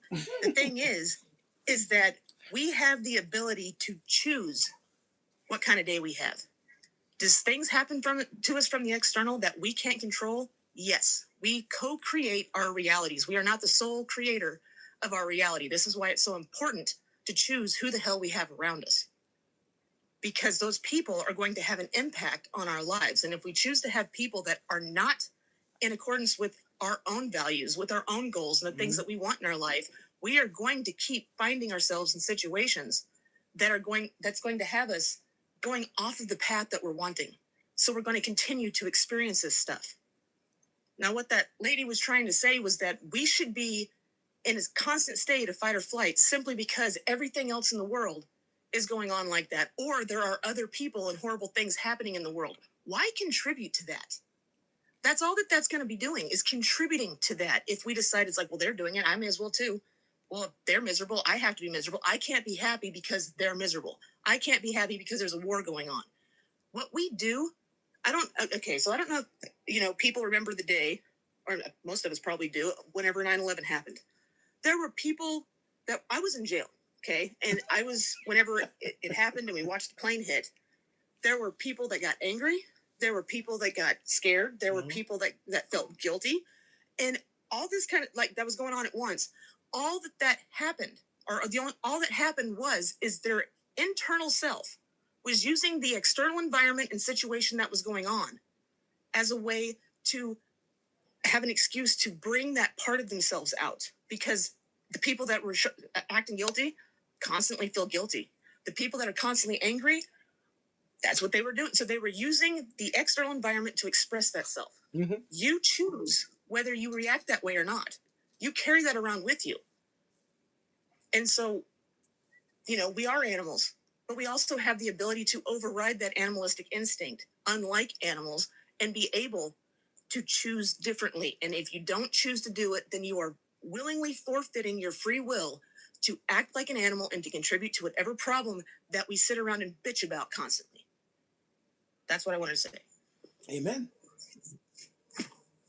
Amen. That was just too much tonight. When we keep saying, the Bible speaks about the biggest sin. The biggest sin is what is it? Deny the Holy Ghost. One of the biggest sin is to reject the Holy Spirit, and we think that's like a huge thing. But after a while, you realize it's to reject that choice that we have. That choice to do what we can do to better our environment. That choice to resist temptation. That joy. That choice to resist. Uh, that choice to resist doing evil. That's because many times the animal instinct comes out because we are not evolved mentally, emotionally, spiritually. And if we are not mentally evolved, spiritually evolved, we reject the Holy Ghost because we, human beings, are the ones. I believe we are the ones who have the choice. Like you said, we have the choice. Many don't choose it. Many don't choose it at all. Many don't choose. Many just choose their feelings. You're angry, so you want to lash out. Right? You're mad, so you want to lash out. You're horny, so you want to get some good old sex. We don't want to resist ourselves. We don't want to deny ourselves. We just want to become animals. And if the thing that keeps us animals is that we reject the power to control our thoughts and our imagination. If we cannot if we cannot use our imagination properly, you go back down in animal kingdom.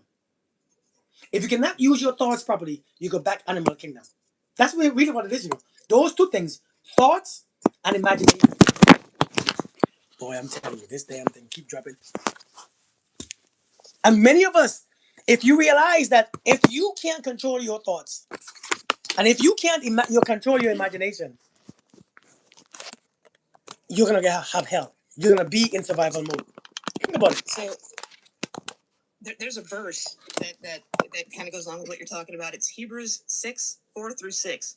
It says, "For it is impossible in the case of those who have once been enlightened, who have tasted the heavenly gift, and have have shared in the Holy Spirit and have tasted the goodness of the Word of God and the powers of the ages to come, and then have fallen away to restore them again to repentance, since they are crucifying once again the Son of God to their own harm and holding him up to contempt. What that means are the people that know that this stuff happens, know that there's good, know that there's these capabilities to, you know, have this awareness, to have self-awareness, to help others and choose to do these things, and sit there and deliberately reject that God-given right to do these things, this ability to do these things. And so the people that refuse to do these things, once they've known that it's possible, that it can be done, are the ones that are going to find themselves crucifying themselves a second time. Mm, that's deep. That's deep, man. But yeah, but we gotta learn to use our imagination and our thoughts that benefits us. Like we have to. I mean, we don't. We still haven't evolved. I mean, yes, we have evolved, or we have the ability to evolve, but many of us haven't evolved. Many of us are still in the animal. They don't know how to control themselves, their emotions, their thoughts, their feelings, and so therefore it makes you in survival mode. That's what animals in survival mode. Animals are in survival instinct, and so that's why many of us are suffering. And if you look at the reality of human beings, when you have evolved, you can love. If you can't evolve, you cannot love, because evolution means to move upwards. And when you're in the animal kingdom, or when you are in, because a lion don't have time to love. He has time to hunt or run. A zebra don't love. A zebra hunts or runs. And so, as human beings, if you still in as a human being and you can't love and you can't trust, you are seeing yourself on the what do you call them places where those people are hunting? I mean, those animals are hunting on the safari, or you know the jungle. Oh, you're talking about like where the kind of like the Hunger Games, Yeah, where it's like you shoot them in a pen. I'm glad you brought up the zebra thing, because it also shows that we should be in community with each other. The reason why a zebra has stripes and they all stay in the herd like that is because from a distance, they look like one massive predator or one massive unit. Like it looks like one animal. But if a zebra separates from the herd, it's easily picked off. indeed. But as long as they stay together, as long as they stay in community, as long as they stick to each other, help each other, that's how they help, is by looking like one massive predator. All those lines of black and white, they blend together. So from a distance, the lions, cheetahs, whatever, think that it's one massive animal instead of a bunch of individuals. Yeah, indeed. And so, what I would tell you, man. Hey, hi, hey, Sonny, how you doing, Sonia? But what I would tell you is, if you want to evolve truly, learn to fix your imagination, learn to fix your thoughts. If you can't, you can't. It's very hard to evolve. You're gonna be in survival mode. And remember, a person who's in survival mode. Do you notice how much cancer we see, and how much cancer, how much diseases, how much stuff? Because survival mode generates so much crap within us, so much blockages. Where is this thing coming from? They're coming from the information that we are giving our body, the feelings, the fears, the survival instinct. Because we are running from something, and so you must find. If you keep running from something, you must find you must see a threat, and so the disease is a threat. The illness, the cancer has become a threat because we are running continuously from someone. Even though we all have the cancer stuff in us, but we are running from something. We have to stop running. When we stop running, we get to use our heart, and we get to love, and we get to be present, and we can sit still. And when you can do that, you can do so much more for the inside. You can do so much more when you stop running, because now you can be present. Now you can love. An energy of love alone wipes out a whole bunch of crap. The energy of love alone removes so much toxic from us, so much toxins. It removes so much. But the thing is, we have to learn to use our thoughts and our imagination, because many of us, we walk around imagining nonsense. Yeah, we do it all the time. We just do it for the negative. It's like, Yeah, like it's, just I don't know nonsense how all you day. people understand that sometimes. It's like they're like, but that's so hard to do. That's impossible. I'm like, but you're doing it now. You're just doing it to cause crap. Yeah, just not we. You're great at it. Imagine if you could do it the other direction. You'd be good at that too. That's what I'm saying. And when people told me before, Kirk, I don't have a good imagination. Yes, the hell you do, because you imagining all them nonsense. So I mean, it must be good. Stuff is strong. But if we can just, your imagination is, I said it before, and I don't think people understand. when I say your imagination is God. Now I know some people are gonna think that that's a bad thing or a negative thing. I'm not saying this that. If you think about it, your imagination is where everything is perfect. Your imagination is where you can see all things. Your imagination is what is used to create all life that you can do. Your imagination gives you power, or it takes away your power. Your imagination gives you a feeling, or it doesn't. Your imagination gives you purpose. Is what you can imagine, whatever you want to imagine. Your imagination is how you see things. Your imagination is God. You just think God is separated from you. You think God is all here. But if you learn to use your imagination, you will learn that you can be perfect in all ways. That you can do all things through your imagination that strengthens you. If you understand that, without judging me, but for saying that, because oh Kirk, you don't know what you're talking about. Because somebody taught us some nonsense about God is up there. But the up is in our minds, up here. It's up, not up in the sky, up in the body. Up. This is the up. Not down, up. And when we understand this, things that are above, right? That is on the earth. Yep. And when we understand that up is right here instead of up there, because what's up there? You don't know what's up there. When we understand this, then we begin to be mindful. We begin to be accountable and responsible for what comes out. We begin, huh? It's Mark 11, I think. Mark, or maybe it's Mark 12. Therefore, I tell you, whatever you ask for, whatever you ask in prayer, believe that you have received it, and it will be yours. Yeah, I believe that's the words. Mm-hmm. It's your so your imagination is a. That's why you created. That's why God you create man in His own image. You create manifestation in your own in own imagination. It's your imagination that does it all. It does everything. You have to see it first. You have before everything is created. It has to be imagined. It has to be up here first. It has to be imagined. It has to be. And so all the things that we bring here, we don't want. We don't want to. How do we end world hunger? You can't because everybody imagines something different. I can't change your imagination. If you want to be poor and your imagination is stuck in the poor, I can't fix it. Nobody can fix it. I mean, yeah, we can help and we can, but you got to feed a man to fish because I can't fish for you. I can't imagine for you. Only you can imagine your own stuff yourself. When we learn to use our imagination and to use our thoughts properly instead of wasting time overthinking about crap that we can't change, fighting crap that we can't change our thoughts, fighting things that happened years ago that we can't change. When we learn to understand the way how your thoughts and your imagination work, you learn to realize only then can you evolve because you have to evolve up here to your heart, acceptance, to your throat, your truth, and to your oneness. And then you will experience God. But until we do that, you're gonna keep experiencing fear, insecurities, doubt. Your security is out. You don't feel good. You don't feel powerful. You feel weak. You feel unmotivated because you're down here. Ain't nothing down here. You have to evolve to your heart. People can't reach. How do I love? How am I afraid to love? You can't go up here yet. You still worried about men and women. If you can't function up here properly, you are useless here. The stubbornness of their evil hearts, and they went backwards and not forward. I'm saying. The Bible says the only one that can go up is the one who came down. Many of us went down. And listen, I don't want to confuse people with scriptures and the son of. I looked the scripture talk the other day, so this is making up for it. Only the ones who knows. We have to learn that we all fell. We all fell. We all fell. And we fell by this damn serpent that you call the devil. And it's not the devil. Because I hate people saying the enemy. It's not the enemy. It's the knowledge that you have within you, the judgment. That's the enemy. That's that's holding you back. Right? And we all fell because we all have been told lies and we believe the lies, we ate the lies, we ate the fruits. And then we begin to have judgment and we separate ourselves. But the journey back up, you have to be intentional. You have to be aware.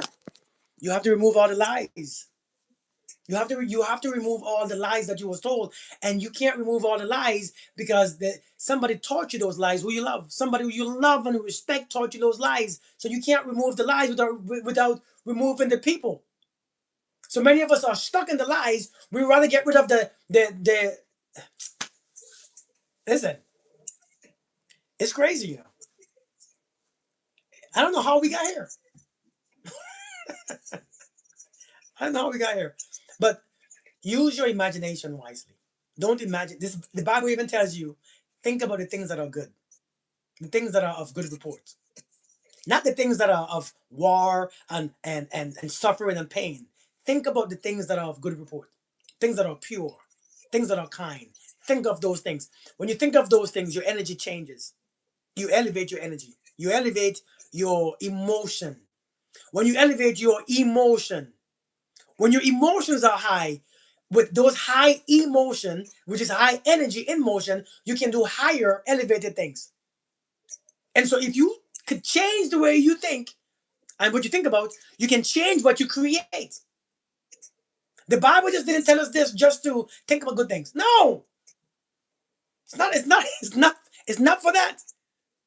Yeah, it's not because you could be, you're gonna be a no, you're gonna be a good person. No, no, no. You think about the higher things so that your feelings and your thoughts and your imagination goes to a higher place. And when your thoughts and your imagination and your feelings, you can actually do what you do. You can do and create so much things in life that your people are gonna be like, how are you doing that? We have the same amount of money, we came from the same place, but how are you doing that? Because we think differently.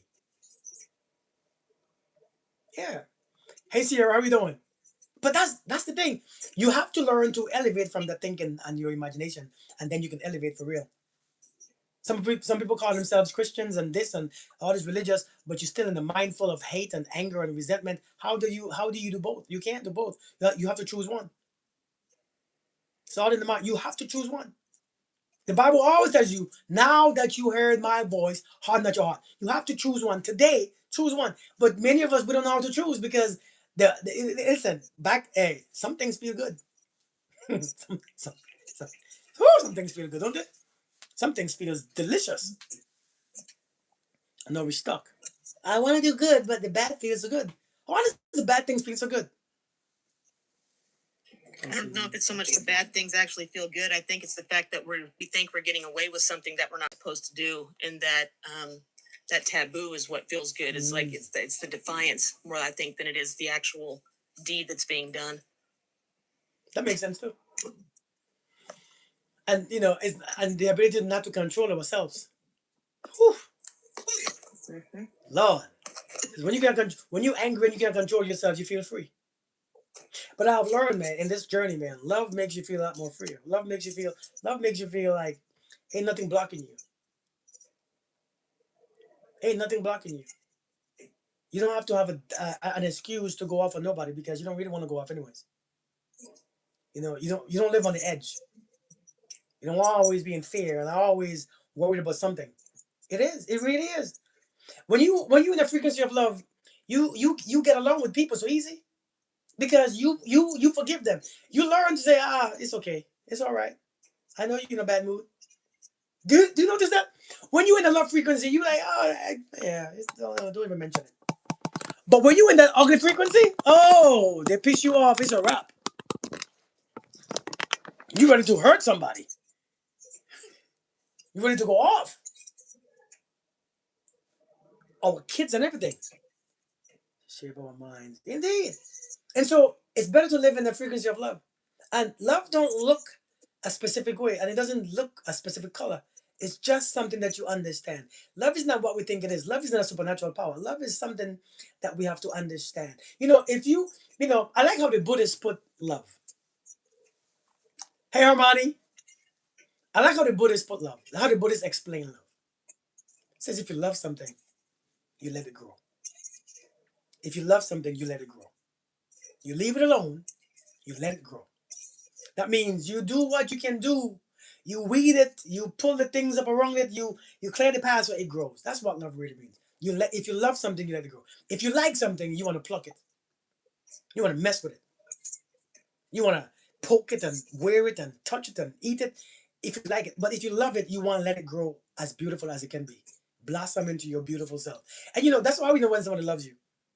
And that's when you know how you love your kids. Because you want to let your kids grow. You want them to be their greatest versions. And sometimes, yeah, you might do too much. You might try too hard, but your intention is to let it grow.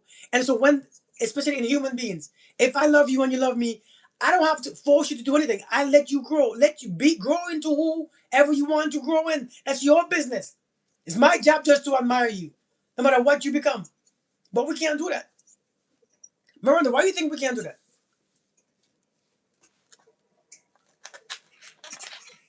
I don't. I don't think most of us know that it's a possibility. To be honest with you, they don't know it's an option. They haven't either got to witness it in their lives, or the ones that have, they don't see any point in doing it because they think that just them doing it themselves isn't going to make any difference. So what's the point? It's just a lot of effort for no return. And I think that's the main point of it, is because people want a set time and date. If I do this for this long, I will get this guaranteed. And if there's not that guarantee there, or there's not a time frame, then they're just like, fuck it. That's kind of what I see happening with a lot of people. It's like the time's going to pass, whether we do something or not. And so okay, so it reminds it's a short story. It's like to add to kind of to your point of the Buddha. So before achieving enlightenment, he grew deeply frustrated and discouraged by how hard it was to find this ultimate truth and reach that state of enlightenment. And so he was ready to give up. And he was resting by a lake, and he heard some sort of commotion, and he looks over and he saw a tiny little squirrel whose babies had fallen into the water. And in her panic, this little squirrel, she was panicking. She was determined to drain the lake by dipping her tail into the lake and then jumping out onto the land and start shaking. And because that's what she was trying to do, and intent to drain the lake, pulling the plug for the water so she can get her babies back out. And he noticed, he's like, well, that's stupid. Why would you do like that? Little tiny squirrel's never going to drain that lake. But the squirrel ended up replying, it's like that she persevered no matter what, because what else? Like, she has to do something. She has to try something. And even that a little tiny bit of progress Helps. is still progress. Mm-hmm. And so this willpower of this squirrel helped Buddha realize that if a small squirrel could have that courage to tackle this impossible task, that he should be able to not give up on his spiritual journey. And so the point of it was, when faced with like this huge or seemingly impossible goal, the focus should be on the act of trying rather than the overwhelming size of the problem. Indeed. There's something that you can do. Mm-hmm. There's something that any progress forward or any progress in trying is progress in and of itself. But to do nothing is to stay where you're at or to go backwards. I get that. But I mean, yeah, some say that we like the control. I don't think we like to control. I think control is something that's built fair. It's not that we like control, it's because we are afraid.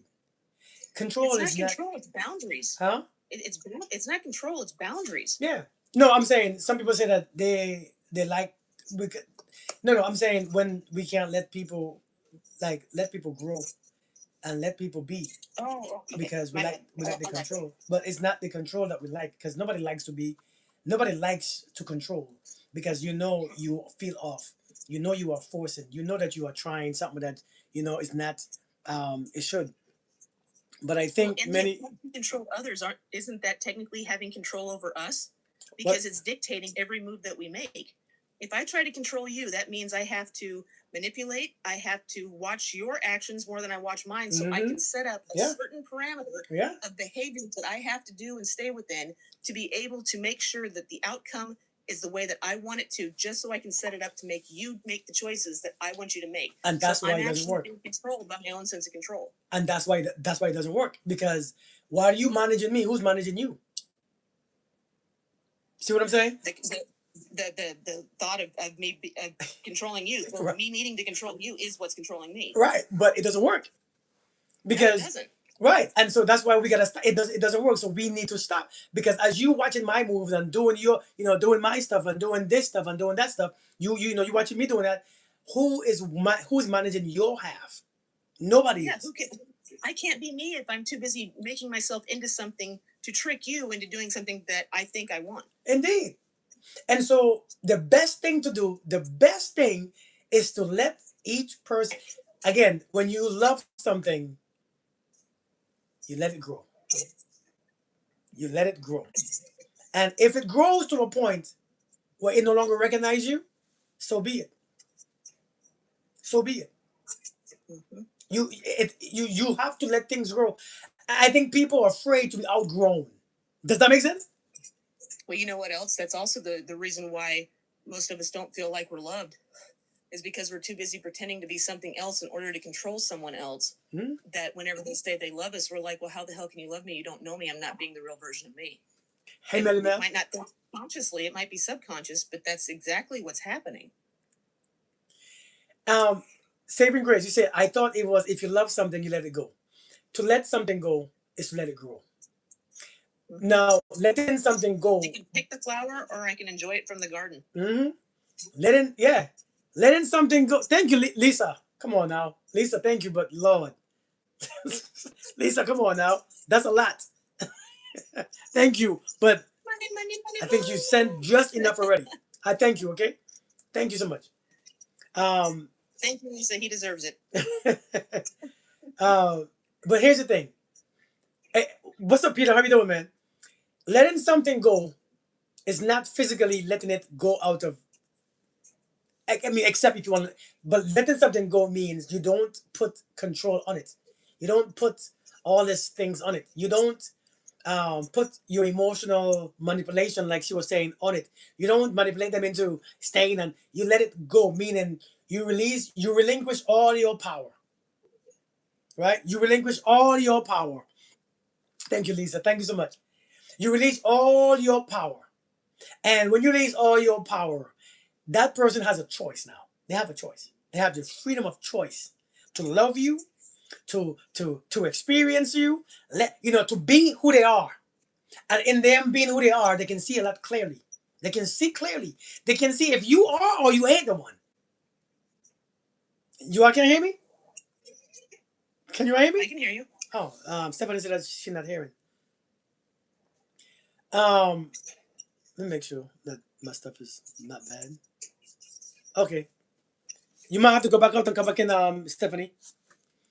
And so when you can do that, man, when you can do that, you will learn, you will learn that it's not what you think letting go is. Letting go means we have always had our hands in people's lives trying to, because since she's my wife or he's my husband, you wanna, you think that you have power over them. You don't. It's just you have a relationship with a person. Whether you're a husband, right? Whether you're a wife, you only have a relation. And you know what's the worst thing to understand though, Miranda?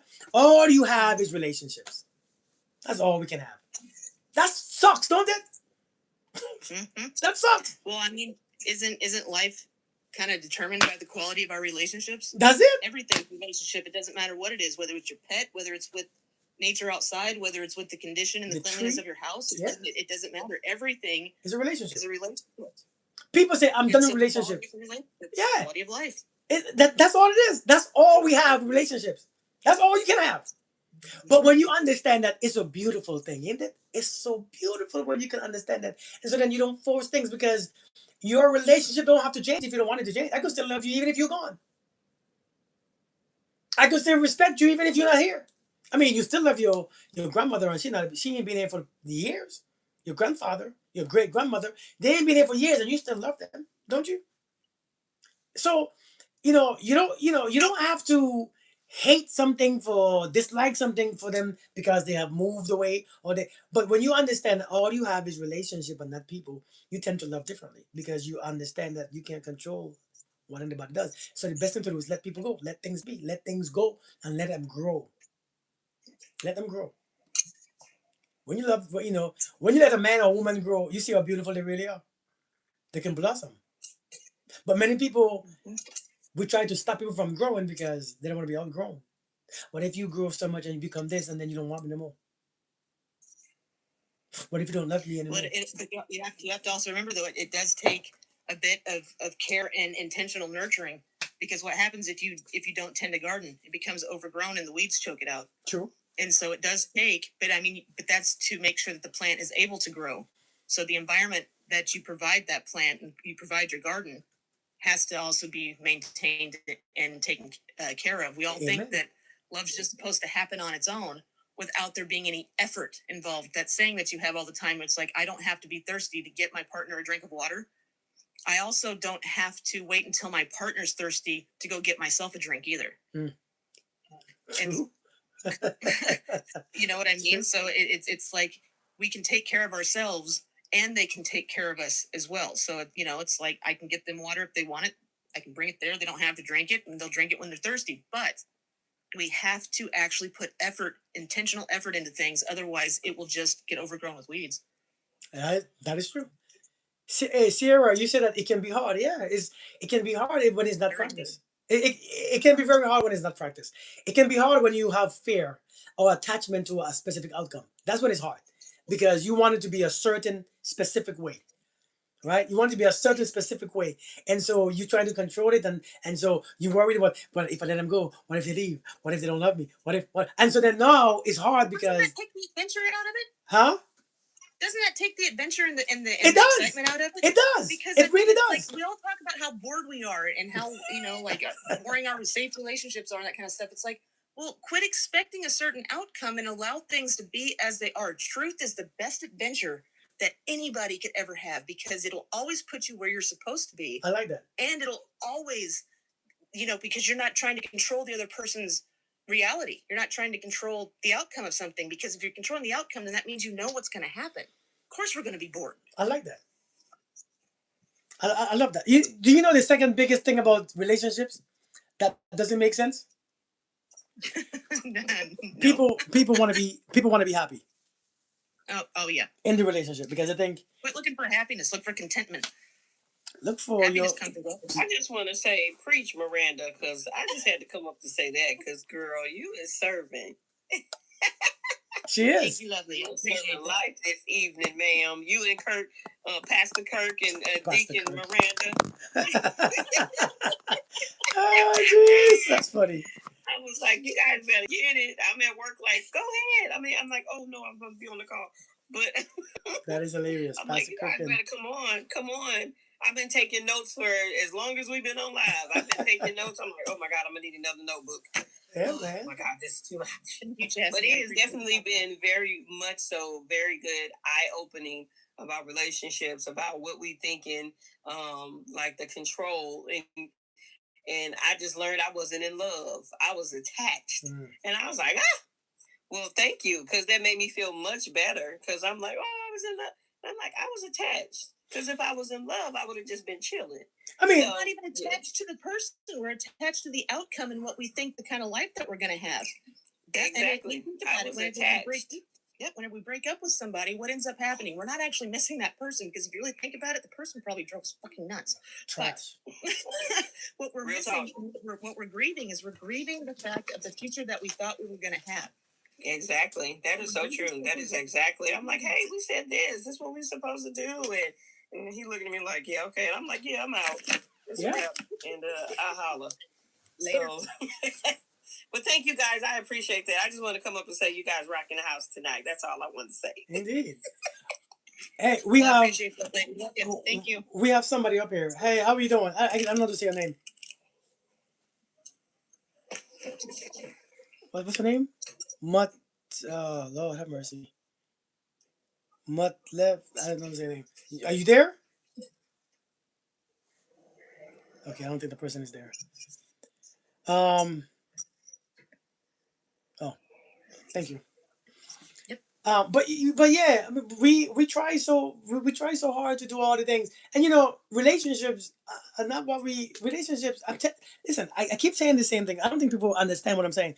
When you are free from all those attachments, you know, like when you peel off a band-aid. You said when you peel off a band-aid, man. When you peel off a band-aid and you just bam, and it's stuck to your arm, you can feel all the pain because it comes not detached, but you remove it. I think it's the same thing when it comes to attachment. When you move that person on, when the person is gone, the way you suffer, the way you pain, you can't heal. loving somebody and then them leaving. When it's real love, yes, it feels, yeah, you miss the person, but it's a different type of experience. This one saying that you can't be the same again. Love says, I know I'm the same person, but now I'm experiencing some pain. One said, I can never be that same person again. Oh my God, I can't live because the person is no longer there. But one where there's love, where there's actually love is real. Now I know I'm grieving, but I know love is still there. I think that's the difference. But I think many of us experience that band-aid stuff. Ah, ah! And no, you don't want to experience that again. And what's sad is we can all go out and get things waxed that people aren't supposed to probably get waxed, but we're afraid of a band-aid. I'm telling you, man. And look and go through all of that pain and be like, okay, I'm all right. I see you in 5 weeks. Yeah, yeah. And you do it all the time. So thank you for ripping off the band-aid. I got it now. But you know, I mean, well, both of them, it's like, but one has an outcome that we're intentionally choosing, and one has an outcome that we feel forced that we had to take. That's the difference. yeah. Thank you, Sister Afali. You know, um, I think it's based on beliefs, like our belief system. How the things should be. It should last forever. We should be like this. We should be like Jay-Z and Beyonce. A relationship should be like this and this and that. Somebody told me once. I want what you. Beyonce, I don't want no lemonade. Somebody told me once. She said, "I want what you and your wife have." I said, "You don't know what we have. Why would you want what me and my wife has? You don't know what we built it with. Like, what? I want what you and your wife have. No, you don't. You really don't. You really don't understand." You don't know what people had to do to get that stuff that they've got and what they went through and what kind of suffering or pain that they went through. Oh, shoot. Whatever they went through, it might not know how they got there. You. Yeah, man. But that's why we can't see what people have and assume that you want what they have, because you have to want what you built. When you build something, it's more valuable to you because now you build it, and like I said, love is, well, not love. Relationship is something that you just don't find the perfect partner. You have to become the perfect partner. You have to actually build. And this stuff is not pretty. I think we all want to be just happy, but to just be happy, hell, I imagine Satan was happy, but he was bored. Like, you can't just, oh, God is right there, Jesus is right there, all the angels. Yeah, this is fun. No, this shit ain't working. This ain't working. Let me change. Let me do some things. Let me see. But here's the problem. Until we learn that hurt is not a bad thing, you'll be afraid of it. Until you learn that being hurt is not a bad thing, you won't want to do it. But how do you get better if you don't do it? You got to do it again and do it and do it again. And after a while, when you did it so much and you realize pain, you realize, oh, I've seen pain before. Shit, let me love anyways.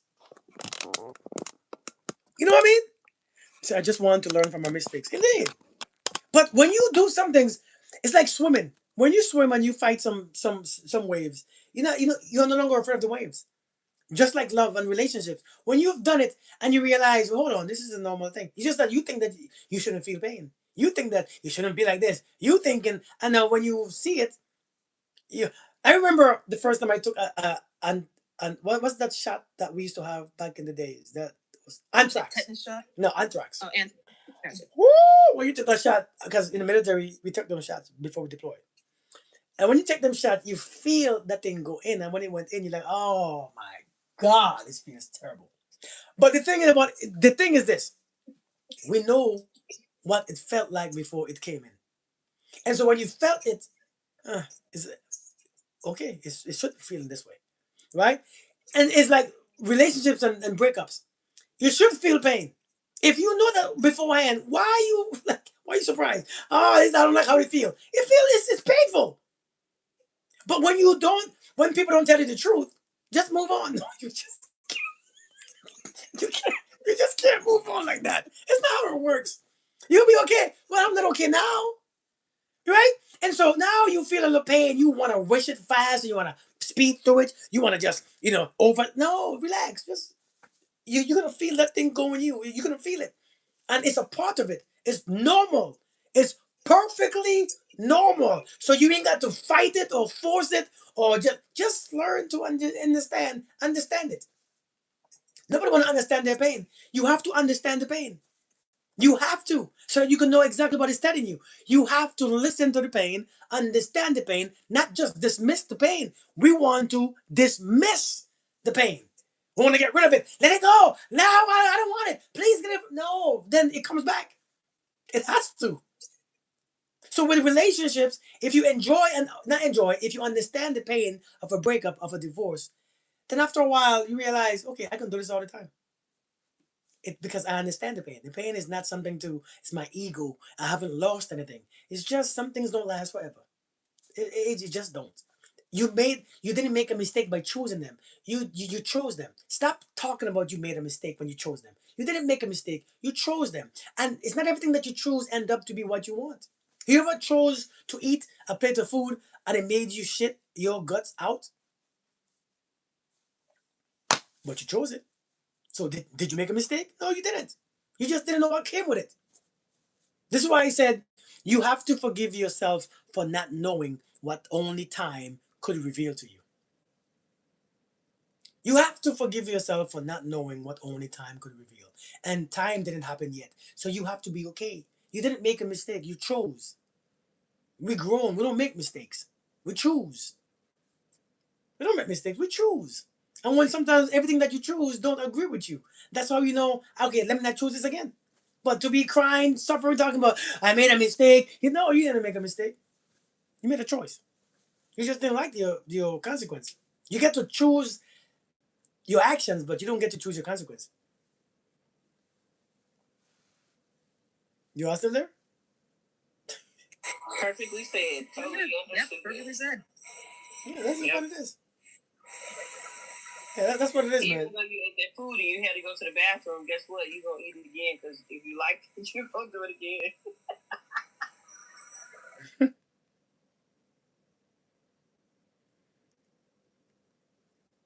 You are still there?